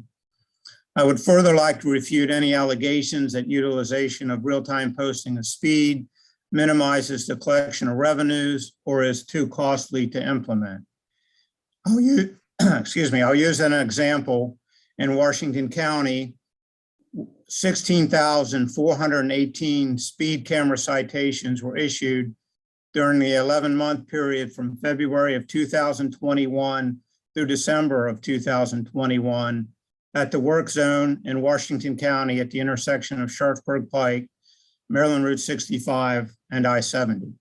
This work zone fully utilizes the use of real-time posting of speed signs, as is the practice of State Highway Administration. Yet at $40 per violation, approximately $657,000 in fines was still imposed during this 11-month period in 2021. Furthermore, the cost of speed display signs is relatively inexpensive, with some costing as low as $2,800. They are mobile, usually LED display and solar powered, so installation cost is minimal. I ask for a favorable report on House Bill 1071, and I thank you in advance for your consideration. Thank you, Delegate. No one has signed, although there is a person who is in favor, and MML has offered written testimony opposed. Nobody's signed up to testify against. So first question goes to Delegate Stiliberti. Thank you, Mr. Chairman. Irrespective of the quality of the bill, would you not agree that it has a monumental sponsor problem? Isn't that so? Some would argue that point. Oh, that seems a bit evasive to me. Yes. Yes or no? I will withdraw that. Okay. Delegate Terraza. Thank you, Mr. Chairman. And, I theoretically like these speed boards that you're talking about, but wouldn't this add $2,800 to every speed camera? Or am I misunderstanding this? Well, it wouldn't add any cost to the state because the state already uses them in every work zone. It would impact potentially the local jurisdictions that utilize them. But as you may recall, this committee has adopted this practice on all the speed camera bills that we've passed, I think, in my most recent memory. But to the locals, it would add $2,800 per device, basically, for every speed camera. And payback is probably about a week. Because the example I used, at a cost of $2,800, the state still collected $657,000 in revenues over an 11-month period, even with the location of the speed display devices. Okay, thanks. Mm-hmm. Delegate Jacobs. Thank you, Mr. Chairman.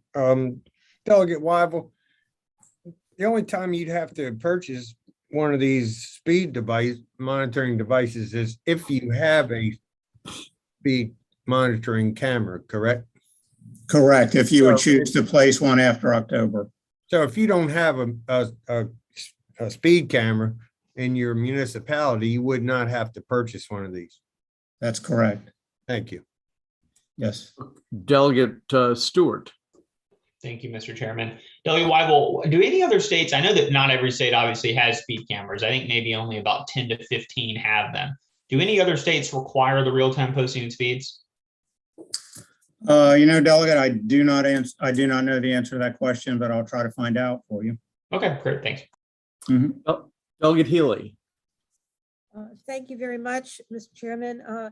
Delegate Weibel, what would it maybe help with the municipalities, the small ones, if they happen to have a whole series of schools that are built along the same road? If you only put this up like to cover maybe more than one, if they're within a certain distance of the monitoring system that you're proposing, would you be amenable to something like that? Yes. Yeah, I would be willing to work with you on that. Thank you. Yep, thank you. Okay, there appear to be no further questions. So that ends the public hearing on House Bill 1071. Let's moving right along, go to 1076. Delegate Weibel. Thank you again, Chairman Barve and members of the committee. I'm pleased to present House Bill 1076. This bill authorizes the Motor Vehicle Administration to issue an electronic or digital 24-hour vehicle registration. Passage of this bill would allow a purchaser of a vehicle to legally transport it on the roads of the state for a very short period of time, being 24 hours or less, I say legally because currently many of these vehicles are possibly being transported without registration, by switching tags from another vehicle, or just possibly by running vehicles without tags or insurance. There are many circumstances where vehicles are not purchased through an authorized dealer, and these include purchases at auction, through private means, or through estate sales.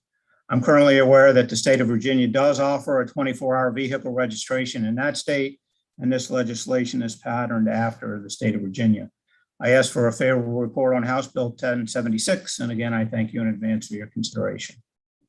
A Marilee Kearns is signed up to testify in favor of the bill, so let's hear from Marilee. Welcome to the committee. You have 2 minutes. Marilee. Did it unmute? No, I can hear you now. Oh, great, perfect. Okay, my name's Marilee Kearns. Good afternoon, Chairman and honorable members of the House. Thank you for letting me testify.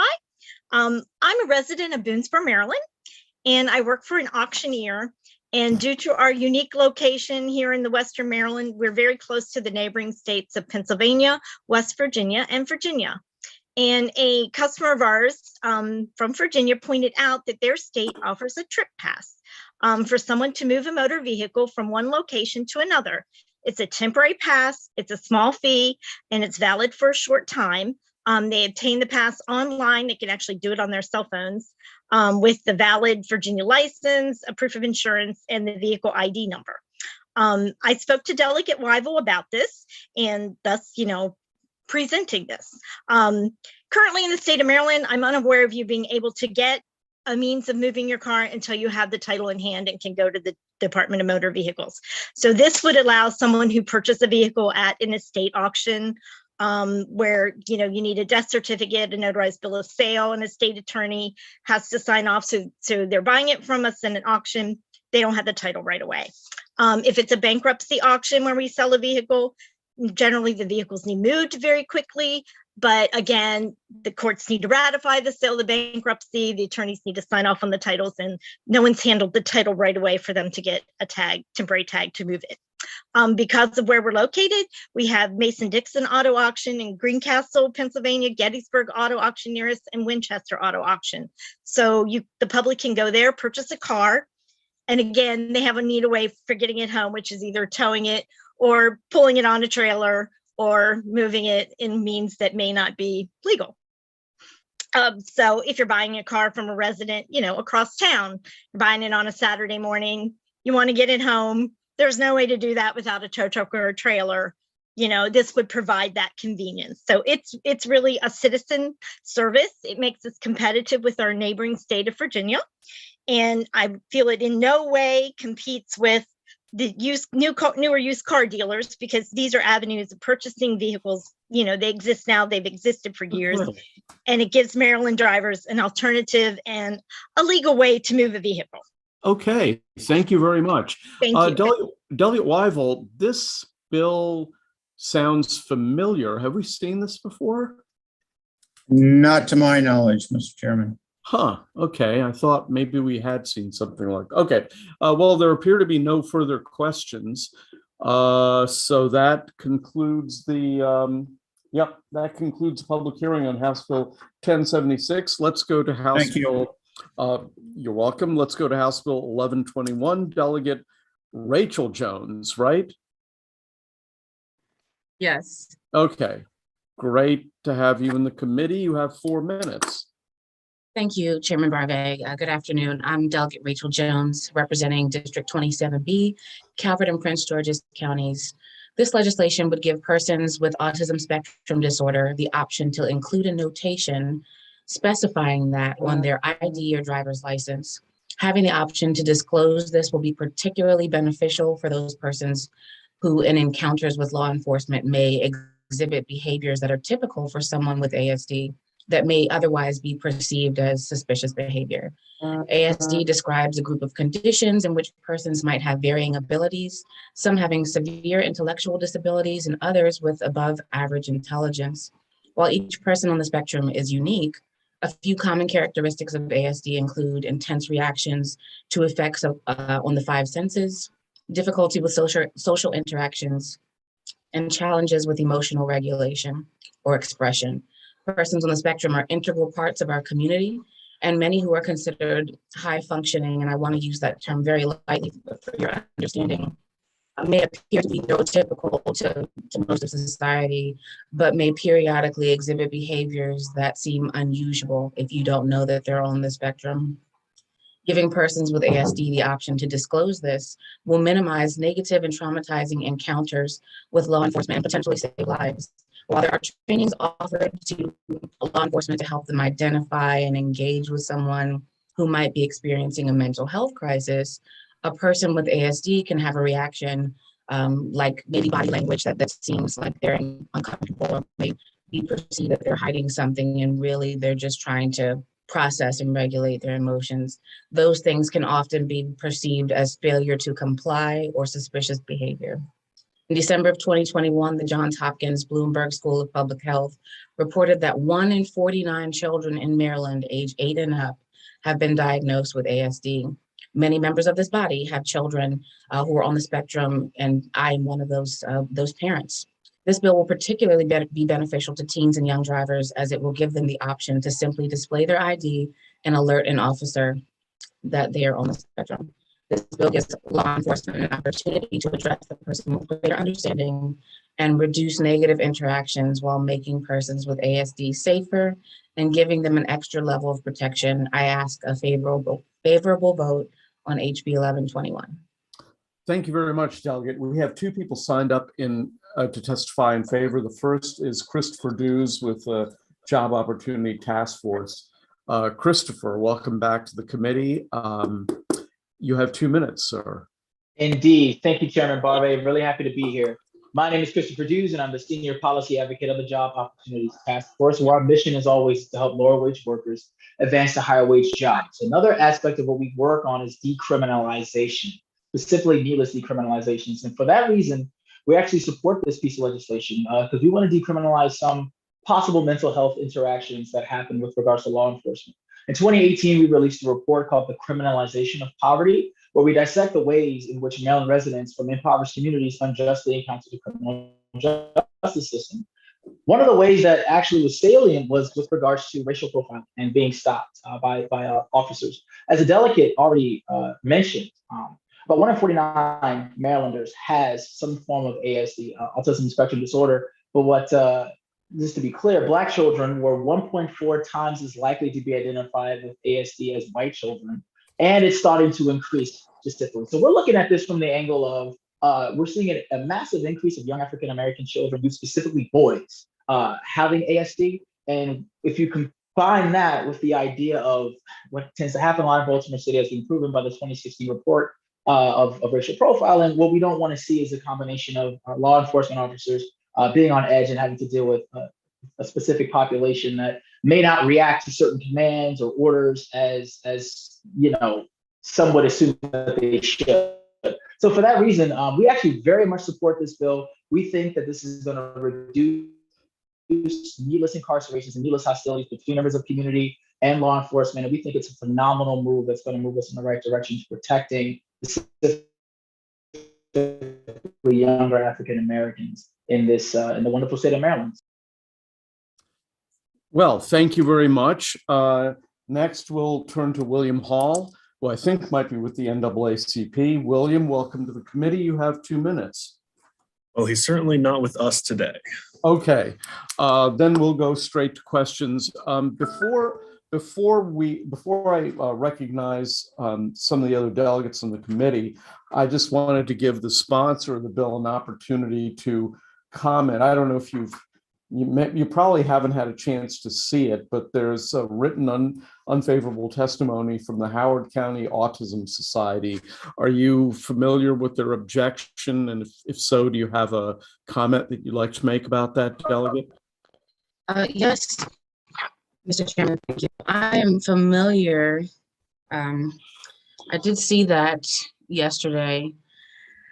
I've spoken with that society as well as with the Disabilities Coalition, who also submitted testimony in opposition. You'll have to pardon me. I'm going to try to get through this and maintain my composure. I understand that there are concerns about data collection for persons with disabilities or who may be on the spectrum. I also understand that there are concerns about people further being stigmatized or discriminated against for choosing to disclose that they have a disability. However, I feel like in comparison to the negative impacts that we could be avoiding, I feel like those opposition points are a little bit moot or minor. And to Mr. Du's point, I will explain just this past weekend. So as most of you know, I have a 12-year-old son who's on the spectrum. And all of you on the committee know that currently we are in an election year. And so all of you, regardless of party, are probably canvassing. My sons and I were canvassing this weekend, all in full display with shirts on. We've been doing this for months. My 12-year-old placed the pamphlet on a house doorstep, and the people in the house who saw him place the pamphlet opened the door and asked what he was doing there. And instead of looking down at the pamphlet, 4 adults chased my child back to the street. Mind you, this bill was already set for this hearing. This was already an issue I was passionate about. 4 adults chased my child back to the street, yelling at him, "What did you take? What did you take?" There was a perception that in the middle of the day on a Saturday afternoon in Calvert County that he was stealing when he was simply placing a pamphlet. And when I explained what we were doing there, and I was asked, why didn't he respond? Why didn't he tell us that's all he's doing? My response was, you know, he's on the spectrum. And so he knew he hadn't done anything wrong. And he, you know, so he ran, but he did say to you, I'm not stealing, I've not taken anything. And they apologized, but also disclosed that all 4 of them were retired law enforcement and that they felt his behavior was suspicious. And so if this is the reaction at 12, as Mr. Dews pointed out, increasingly more and more young Black boys across the state of Maryland, families are now acknowledging there's been a stigma long in the Black community that, you know, people, you know, might just be able to put these conditions away. And now people are actually getting help for their children. And so more and more young Black men are being diagnosed. And as a result, that means we may begin to see an increase in encounters in which law enforcement may mistake behaviors, as I've described, as failure to comply or as suspicious behavior. And so if this is happening to 12-year-old boys with their mothers present, I would, you know, ask this committee to consider that the unintended consequences that some of the opposition has mentioned, things like not being granted access into a bar or a club, or possibly being denied employment. Persons with disabilities are a protected class federally. And so any one of those things would be grounds for a lawsuit if a person decided that they chose to disclose this on their license or ID and later felt there were unintended consequences. They could obviously have that notation removed from their ID, but parents cannot bring back children, and we can't retract traumatizing experiences once they've happened. Okay, fair enough. Thank you for your observations there. First question goes to, thank you for your observations.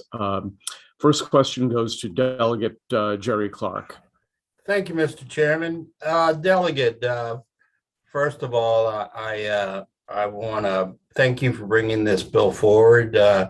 As having over my years of business employed quite a few autistic children and stuff in my days in the fast food business and different things, I can appreciate your concerns. And I, as an individual for myself, apologize to you for what your son had to go through, because I know that's a very tough situation.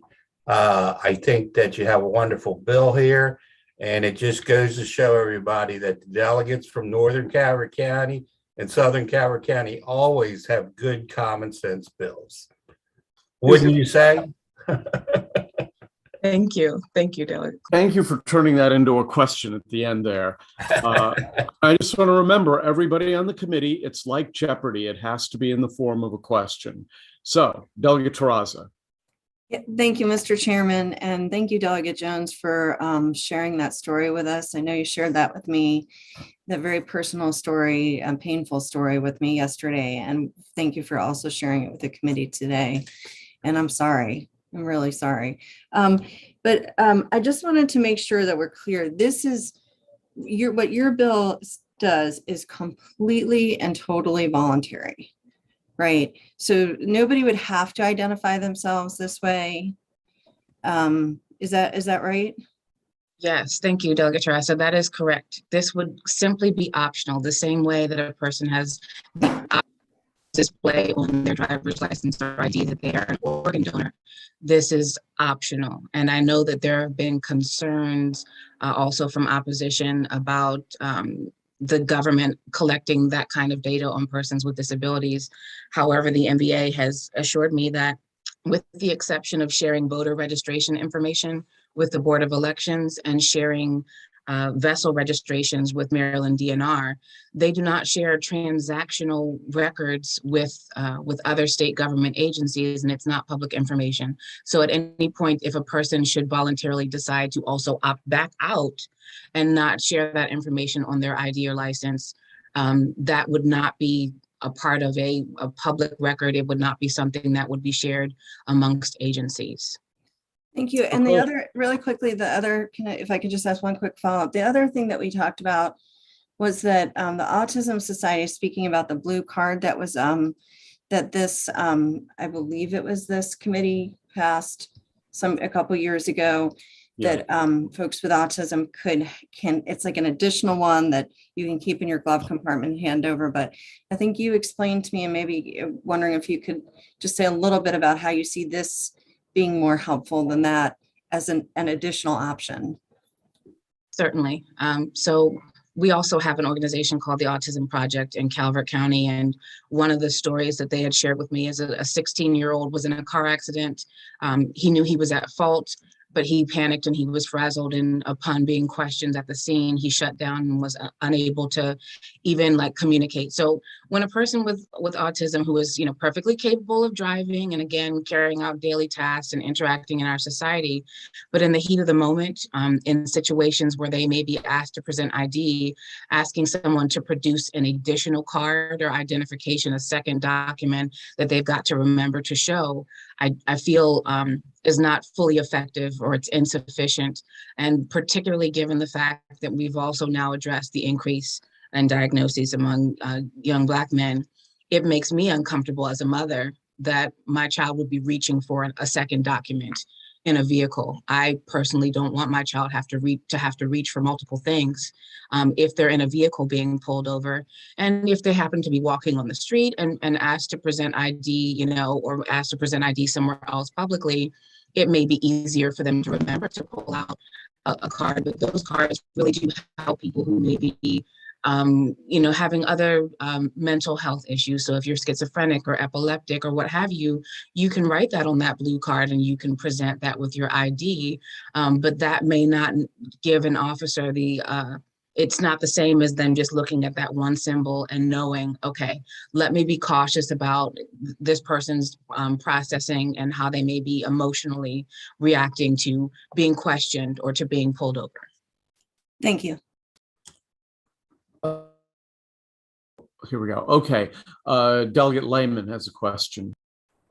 Thank you, Mr. Chairman. And thank you, Delegate Jones, also for bringing what I think is a really important piece of legislation. And thank you, too, for sharing that really personal and painful and really disturbing story of you with your son on the campaign trail.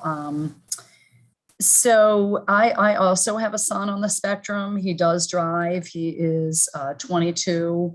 And, I know how confused and overwhelmed he got last fall when he was in a car accident.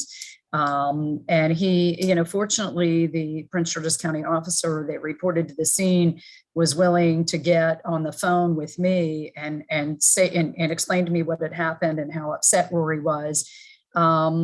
but I agree with you with the handing off of one piece of information rather than two or more. I just think this can help resolve so many issues. What I wanted to ask about was, because I didn't have a chance, I was trying to look through the testimony to see if there was a letter of information from the Motor Vehicle Administration. Are there any concerns around the administration of this? Do they see it burdensome? Do they see it fitting with other things they already do with licensing? By the way, we've only gotten informational written testimony from MDOT. Okay. But I'll let the delegate answer. Okay. Thank you. Thank you, Mr. Chair. Thank you, Delegate Lehman, for the question. So yes, the MDOT basically, you've seen their informational letter, just basically outlined that yes, the blue cards exist. They mentioned that the medical advisory board for MDOT via the MVA all has a list of conditions where if they feel like it would affect your driving, you would obviously have to go before that board and have them interview you, ask questions. Autism spectrum disorder is not one of the conditions on that current form for which a person would have to be periodically reviewed for fitness to drive. And again, the impetus for this bill is really, it's more about the ID portion than it is about fitness to drive. It's more about giving that safeguard, that extra layer of protection.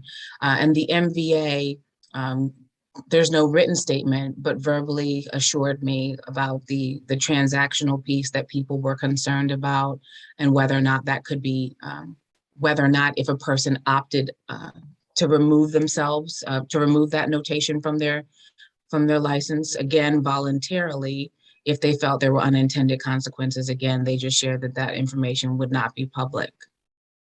Thank you so much. And thank you again for bringing the bill. Delegate Ampry has what I believe will be the question. Thank you, Mr. Chair, and thank you, Delegate Jones, for bringing this bill forward. As a former teacher, I worked with the students on the spectrum, and I fully understand the need for us to have more opportunities for us to, first of all, understand some of their behaviors and to always be aware so that we can better navigate the world, so people can navigate the world with them. But my question more so goes on the location of the information on the ID. So I understand that people are worried about it. And I'm looking at my ID right now as we were going forward, and I have the organ donor on the front. But I noticed that whenever I go to a bar, restaurant, or even employment, when I have to actually scan, it's always just the front. Is it possible that, in your bill doesn't say where it is, but is it possible we put it on the back of the ID? Would that be something that other parties would be better, the parties who are against this because of stigmatization, would they be more okay with it? Because you never really reveal the back of your ID. So police would be able to pull you over or what have you. They could look at both sides. Just trying to see if that was a conversation that's been had, or is that something that you think that the other side, people who are against the bill would be okay with? Thank you for that question, Delegate Ampry. And you're right, it's not specified in the bill because it doesn't quite matter to me where it is, as long as it's somewhere on the license and law enforcement knows to look for it there and to identify it. Again, this is intended to be a safeguard and a protection. And I will also submit that I would like to submit an amendment to the bill to simply say that it would just be for the IDs and for the IDs and for the actual license, and not for the license plate, because I do understand law enforcement's concerns about whether or not, the person actually driving the vehicle is the person that the vehicle is registered to. And so putting it on the plate is not something that they'd be in favor of. And so I would amend the bill to say that, but I would absolutely be in favor of having it anywhere on the ID and letting the MVA work that out. Thank you. All right. Thank you very much for your testimony, Delegate. That ends the public hearing on House Bill 1121. I see that you also have House Bill 1153 in our committee, so why don't you go ahead and take that up, and then we'll do Delegate Jacobs's bill last. It's a different Delegate Jones. It's Delegate Dana Jones. Oh, you're right. God, yes, I panicked for a minute there. All over the place. Okay, well, R. Jones is free to go then. Thank you. We'll go to Delegate Jacobs, 1150. Thank you, Mr. Chairman. I'm here this afternoon for the record, Delegate J. Jacobs, to present House Bill 1150,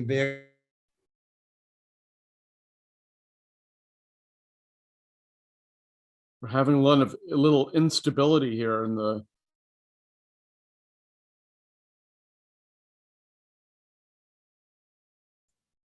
Is anybody hearing him? Because I'm not. No. Jay? Huh. That's Frozen. Yeah, he's frozen. That's not good. All right. Well, somebody. You want to go take Dana Jones, and I'll see if I can help Delegate. Yeah, why don't we do that? Let's go to Delegate Dana Jones, and then we'll circle back and get Jay and Trish. If you can call Jay and tell him what we've done, that'd be good. So, Delegate Dana Jones, welcome to the committee. House Bill 1153. You have four minutes.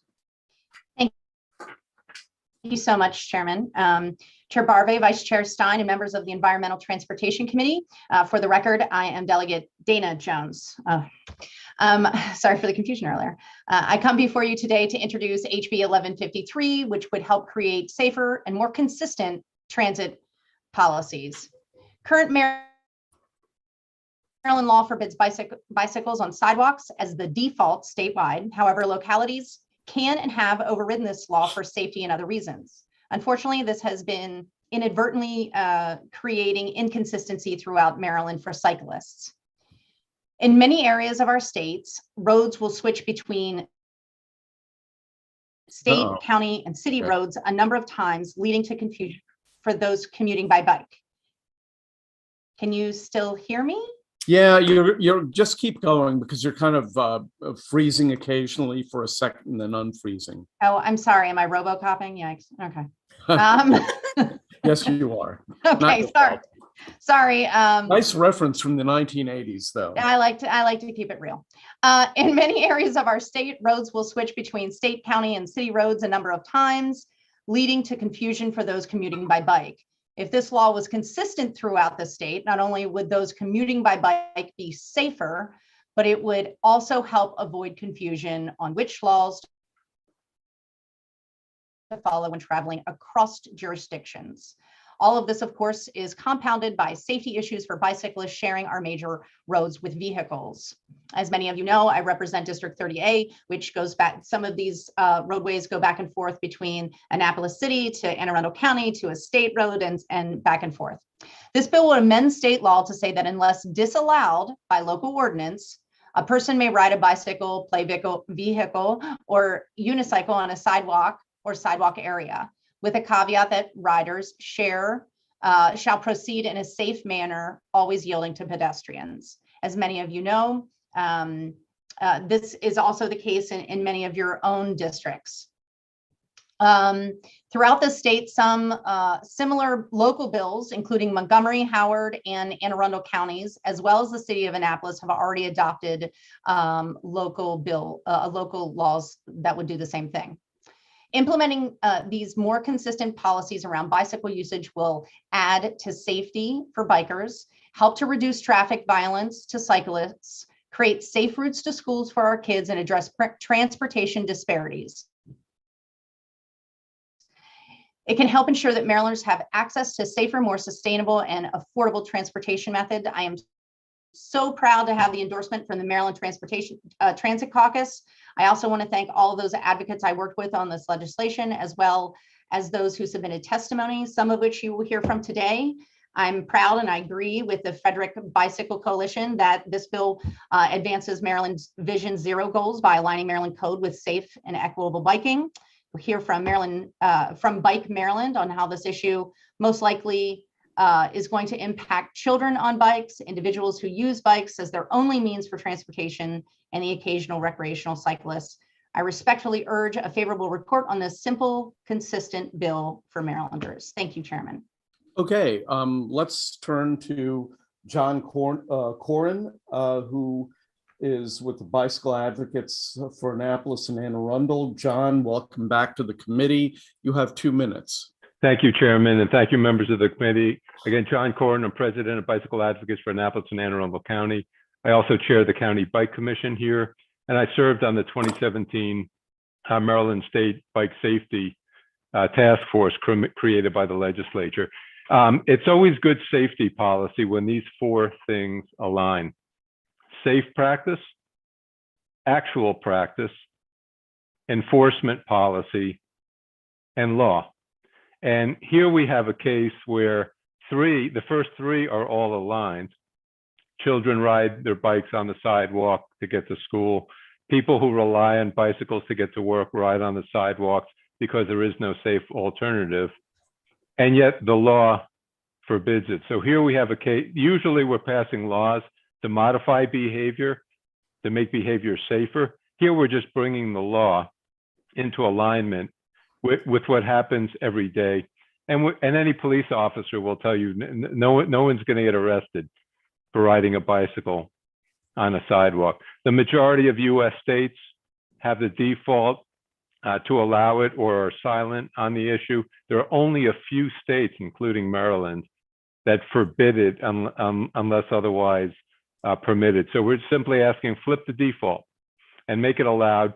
If a local jurisdiction wants to prohibit, and some do in specified areas, like I understand in Howard County, downtown historic Ellicott City, where there's some narrow sidewalks, pedestrian congestion, can forbid it if appropriate in specific areas. So we would ask for your favorable support. I can tell you here in Anne Arundel, it passed with bipartisan sponsorship and unanimous support of our county council. Thank you. Okay, thank you very much. Let's turn to Joshua Feldmark. Nobody is in opposition to this bill. Joshua, welcome back to the committee. You have 2 minutes. Great. Thank you very much, Mr. Chairman, and thank you, committee. In all of my written testimony, you may or may not noticed, I start with the same first paragraph, and it says, "My name is Joshua Feldmark. I write this as a representative of Bike Maryland. We represent cyclists of all abilities across the state, cyclists who ride 5 miles around the park with their families, those who ride for transportation, and those who ride centuries or 100-mile rides regularly. We have over 18,000 members from across the state." And I put that in there because it was written by all of our friend Kim Lamphere. And so it's my little sort of tribute to her every time I testify. But it's really relevant here because this is something that's not going to likely affect the riders like the John Corrins of the world. Maybe a little bit the much slower Joshua Feldmarks of the world, but this is going to be those who ride for recreational purposes, families, and really kids are going to be affected. So currently, unless you live in Montgomery or Howard County, a child riding her bike to school is technically breaking the law, and as John said, it's very unlikely that the police are going to come and arrest her, but nevertheless, it is important to make this legal because it is what will be the safe option in many cases, and we still leave it open for jurisdictions. Frederick also has it eligible, but I believe in downtown Frederick, I believe you can't do it. So I won't belabor the point. This is just the right move, and it's very straightforward. So Bike Maryland supports it. Well, thank you, Josh. I especially, and all of us, appreciate the homage to Kim Lamphere. So we have a couple of questions. The first goes to Delegate Foley. Thank you, Mr. Chair. So I have 2 questions, if I could. The first question is, when it talks about, the bill talks about play vehicle, what is contemplated there? Do we know what that means? Maybe that's for Delegate. I don't want to go out of turn. Is that okay? Delegate Foley, I will admit that I missed, I'm missing some of your question due to our MGA Wi-Fi right now. I just want to repeat, did you say what kind of bicycles does this cover? I'm sorry. No, I said, what is a play vehicle?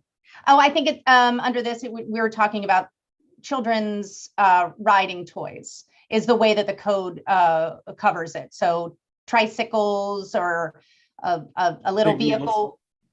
A big wheel. A big wheel, right. Okay, thank you. So this was not what I wanted. This is in the code, and this was the language that was already there. So I'm working within what we have in the code, just to be clear. And I want to just raise a concern that I have and then ask a question. So in Montgomery County, we had a very terrible accident a couple of years ago, or maybe a year ago, where someone was riding on State Route 187, which is Old Georgetown Road. They were riding on the sidewalk, and in order to avoid an obstruction on the sidewalk, they veered off, and they got hit because they were too close to the side of the road. And do you have any concerns that this might provide sort of a false sense of security, or where certain roads should not be ridden on at all, like that road with a bicycle? Do you have any concerns about maybe this, not being so safe? Well, thank you for I think that was a question. Thank you. I think my concern right now is the amount of folks who are trying to, this is their only means of transportation, right?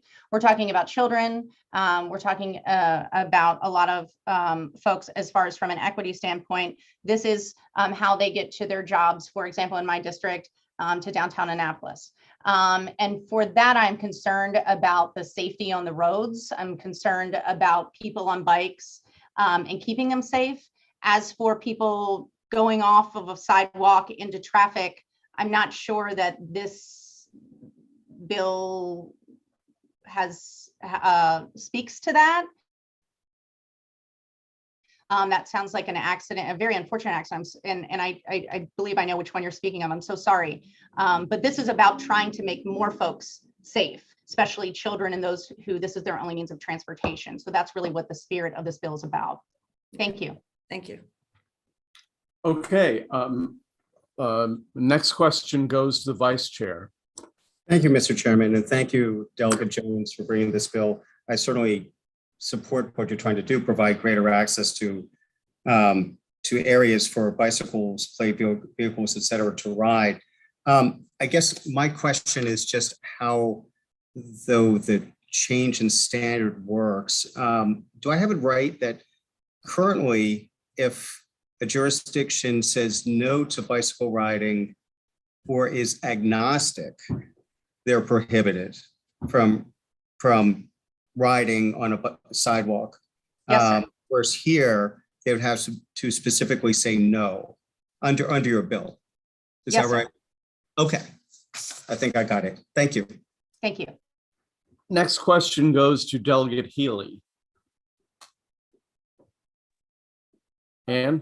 Thank you very much. I just a quick question. I see that, you're dealing with the existing law language about the bicycle and play vehicle and unicycles.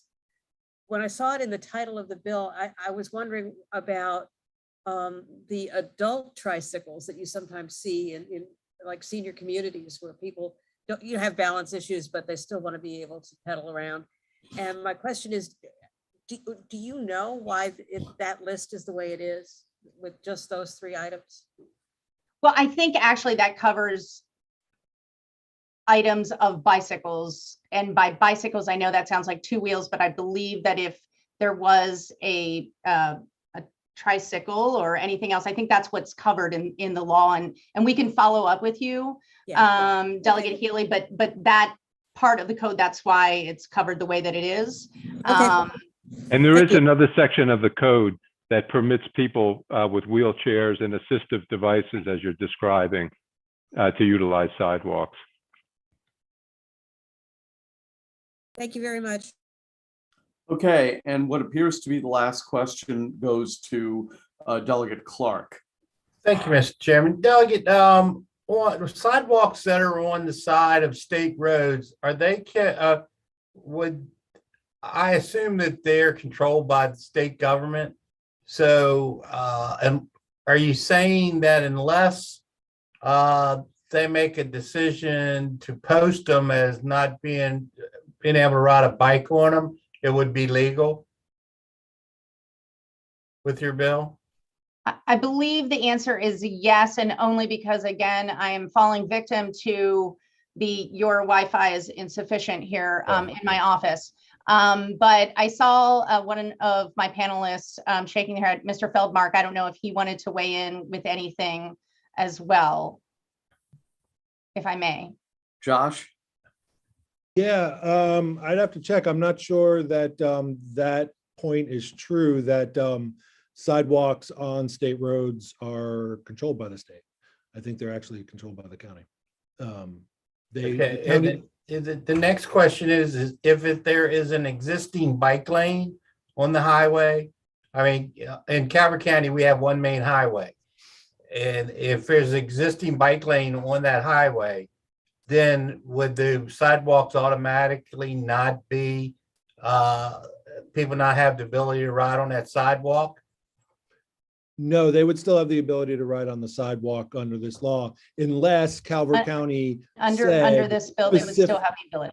Right, specifically on that road, that they would have to sort of explicitly say where there is the bike lane on this one main road, then bikes can't ride on the sidewalk. Yeah. And the third question, real quick, is on walkways such as we have in Solomon's, where most of the walkway is like a wooden boardwalk.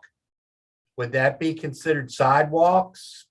Because that's a pretty congested walkway, especially in the summertime. And if you added bicycle traffic to it, it could be really a real dangerous situation. So, I mean, would you, is your bill envision that kind of boardwalk being a sidewalk? Again, Delegate, I'm not exactly sure of the specific area in your district you're speaking of. This does not cover boardwalks, but I'm unclear if you're explaining that the boardwalk is part of a bridge that pedestrians use to walk. But this would really just switch the default. So if an area did not want this, they could say, no, we don't want this. So it's just switching the default for safety, especially in our more congested municipalities and areas of our state. Okay, that's all. Thank you very much. Thank you. And as always, Delegate Clark, if you want to have a conversation offline or want me to follow up, I'm always here. Okay, thank you, because I think it could be problematic for some of the rural areas. Okay, well, yep, definitely meet offline. So it appears that that's the end of the questions. As I said, there's no opposition to the bill, at least formally.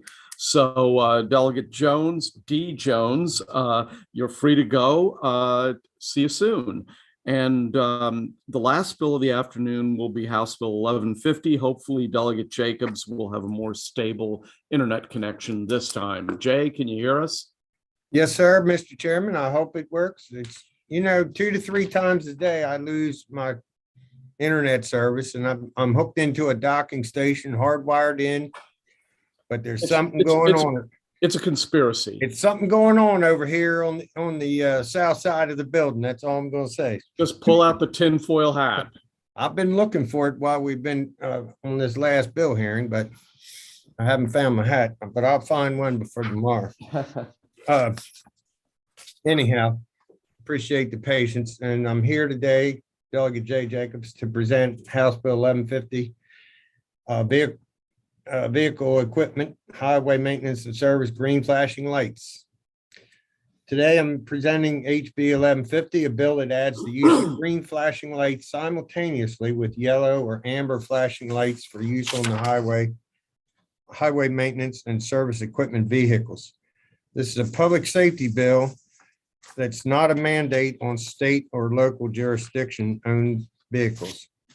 And I think that's an important thing to say right out of the box. It's not a mandate at either state or county or municipal level.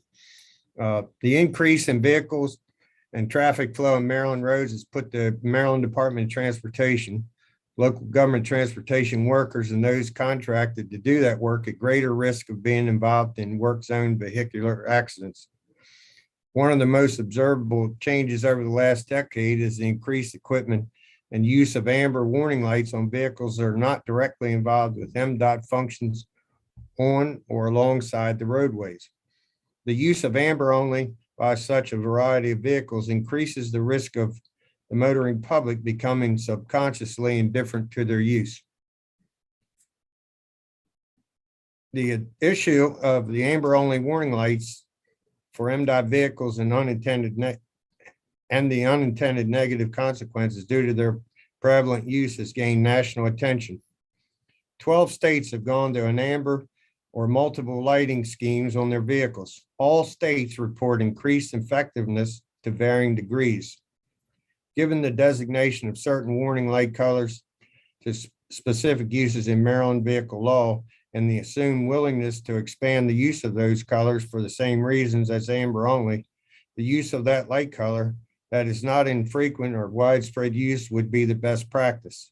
The color green, which is not used widely and is a color that is produced by emergency warning light manufacturers, would be the best choice in color to add.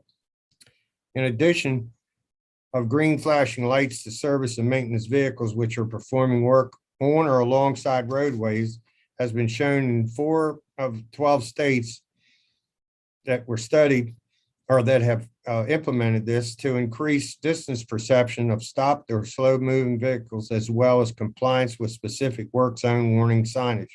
A green amber combination is perceived well at a distance and is not as harsh on drivers' eyes, especially at night, in comparison to with other color combinations.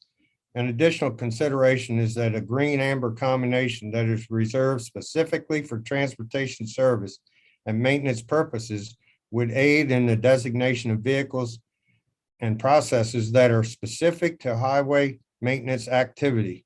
This combination would give these vehicles and actions a separate, distinct designation.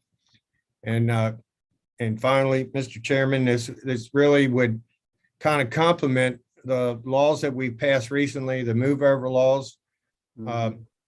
What they've seen is varying degrees of success in these 12 states with this combination of lights, and they're equal. If there are 4 amber lights on a truck, there would be 2 green, 2 amber when you convert them over. And the approximate cost in Michigan was about $100 a truck. The estimate I got here in Maryland was on a new vehicle would cost about $400 to implement the green light program. But I think it's a good idea in enhancing public safety and kind of goes and complements the move over laws that we've already done.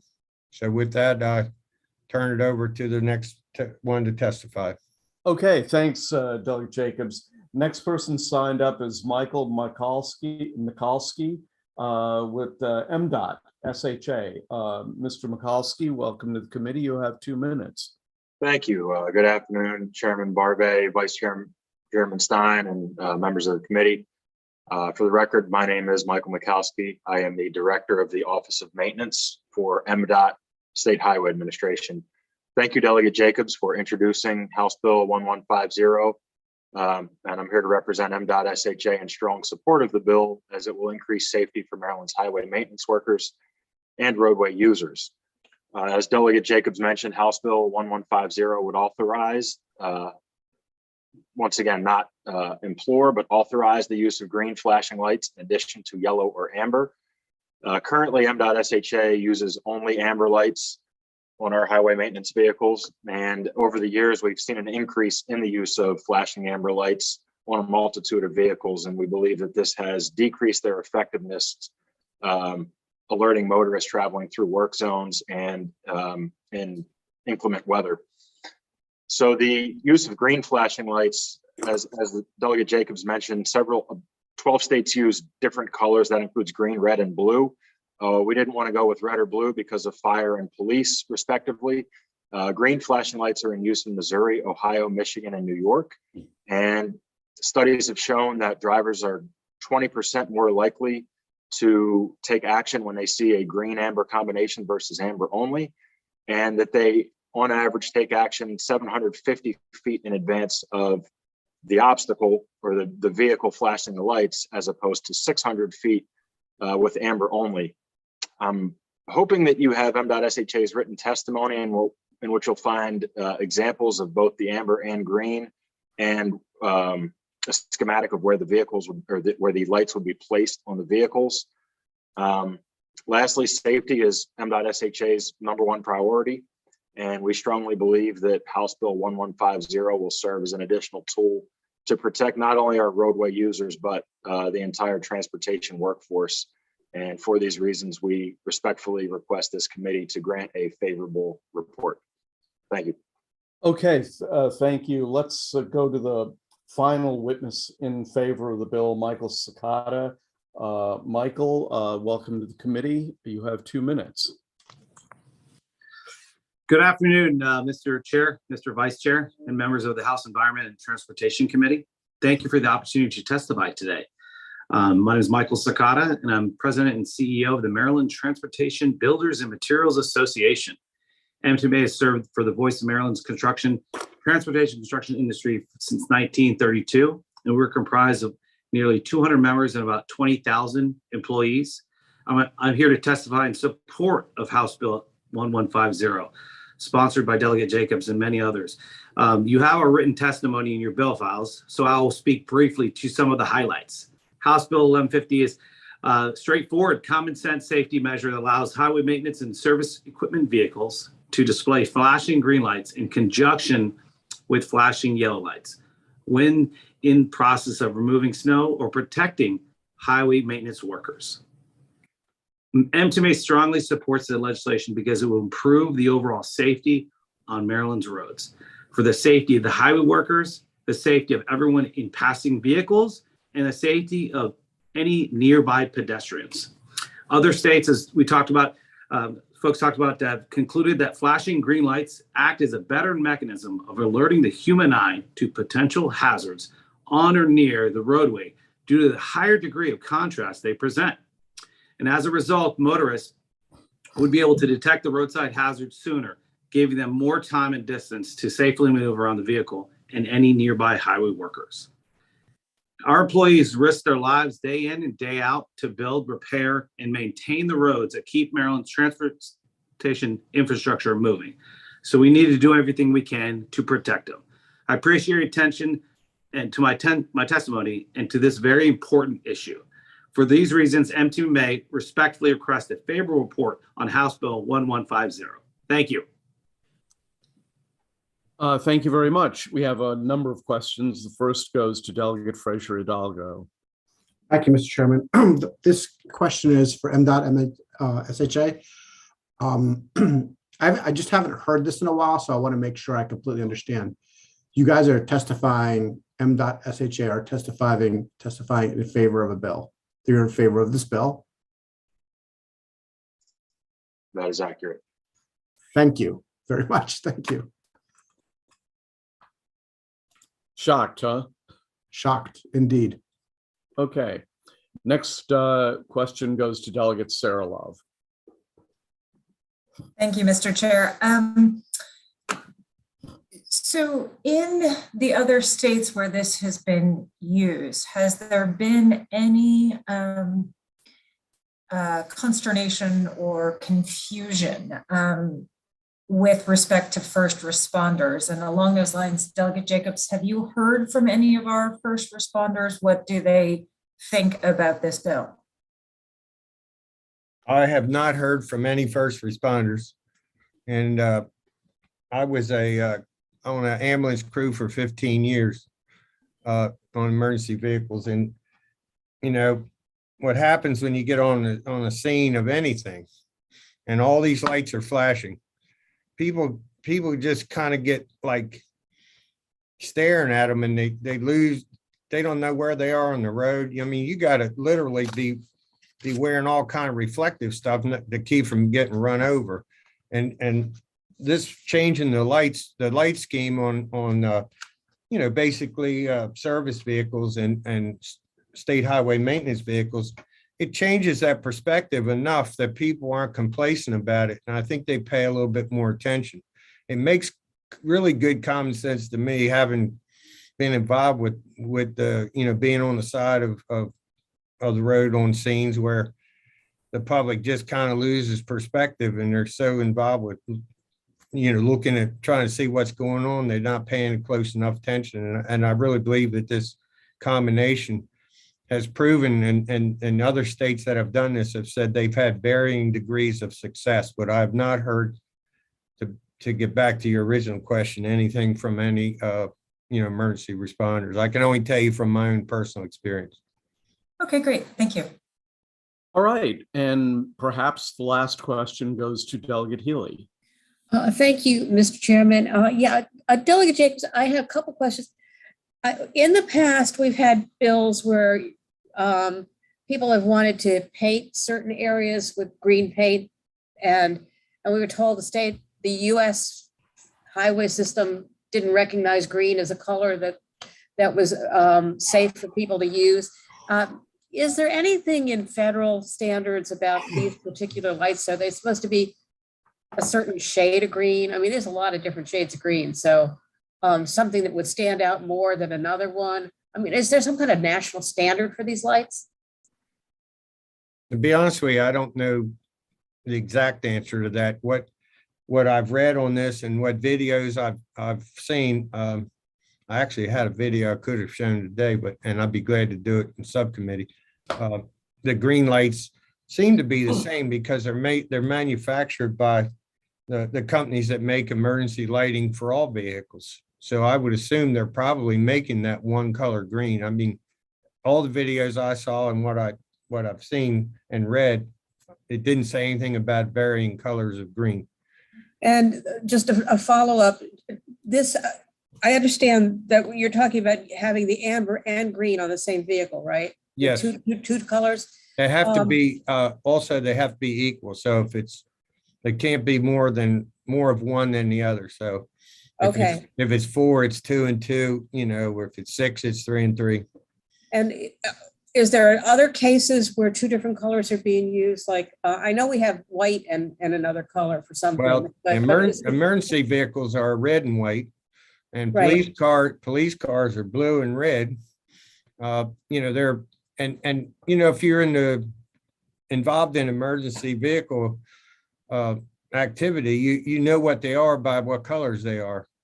And that's where I feel like this could be a real advantage for us to go, with this green and amber combination, because in the bill on page 2, you can see where it lists the vehicles that are included in this, and they're vehicles on the side of the road or snow plows or state highway maintenance vehicles. So they're kind of in their own category.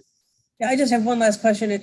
Are there also places where like red and amber or green and blue, or is this just a unique thing that you're presenting here? What I'm presenting here is unique. Okay, thank you. Yes. All right, there appear to be no further questions. That ends the public hearing for House Bill 1150. It ends the public hearing for the afternoon. Announcements from committee chairs. Any committee chairs? Yes, Delegate Healy and Delegate Fraser-Hidalgo in that order. The local government and bi-county agency subcommittee will meet at what time is it? 3:30. 3:30. Okay. And it should only be about 15 minutes. Okay. DFH. If it's only going to be 15 minutes, then motor vehicle meets at 3:45. How long will you be, roughly? Probably half an hour to 45 minutes. Okay, so I'll have the leadership meeting 4:30. You think that'll work, Dave? Yeah, that would be great. And if we don't finish up, then we'll circle back and finish up the bills. Okay. I'll prioritize them to get certain ones out that I know are less controversial.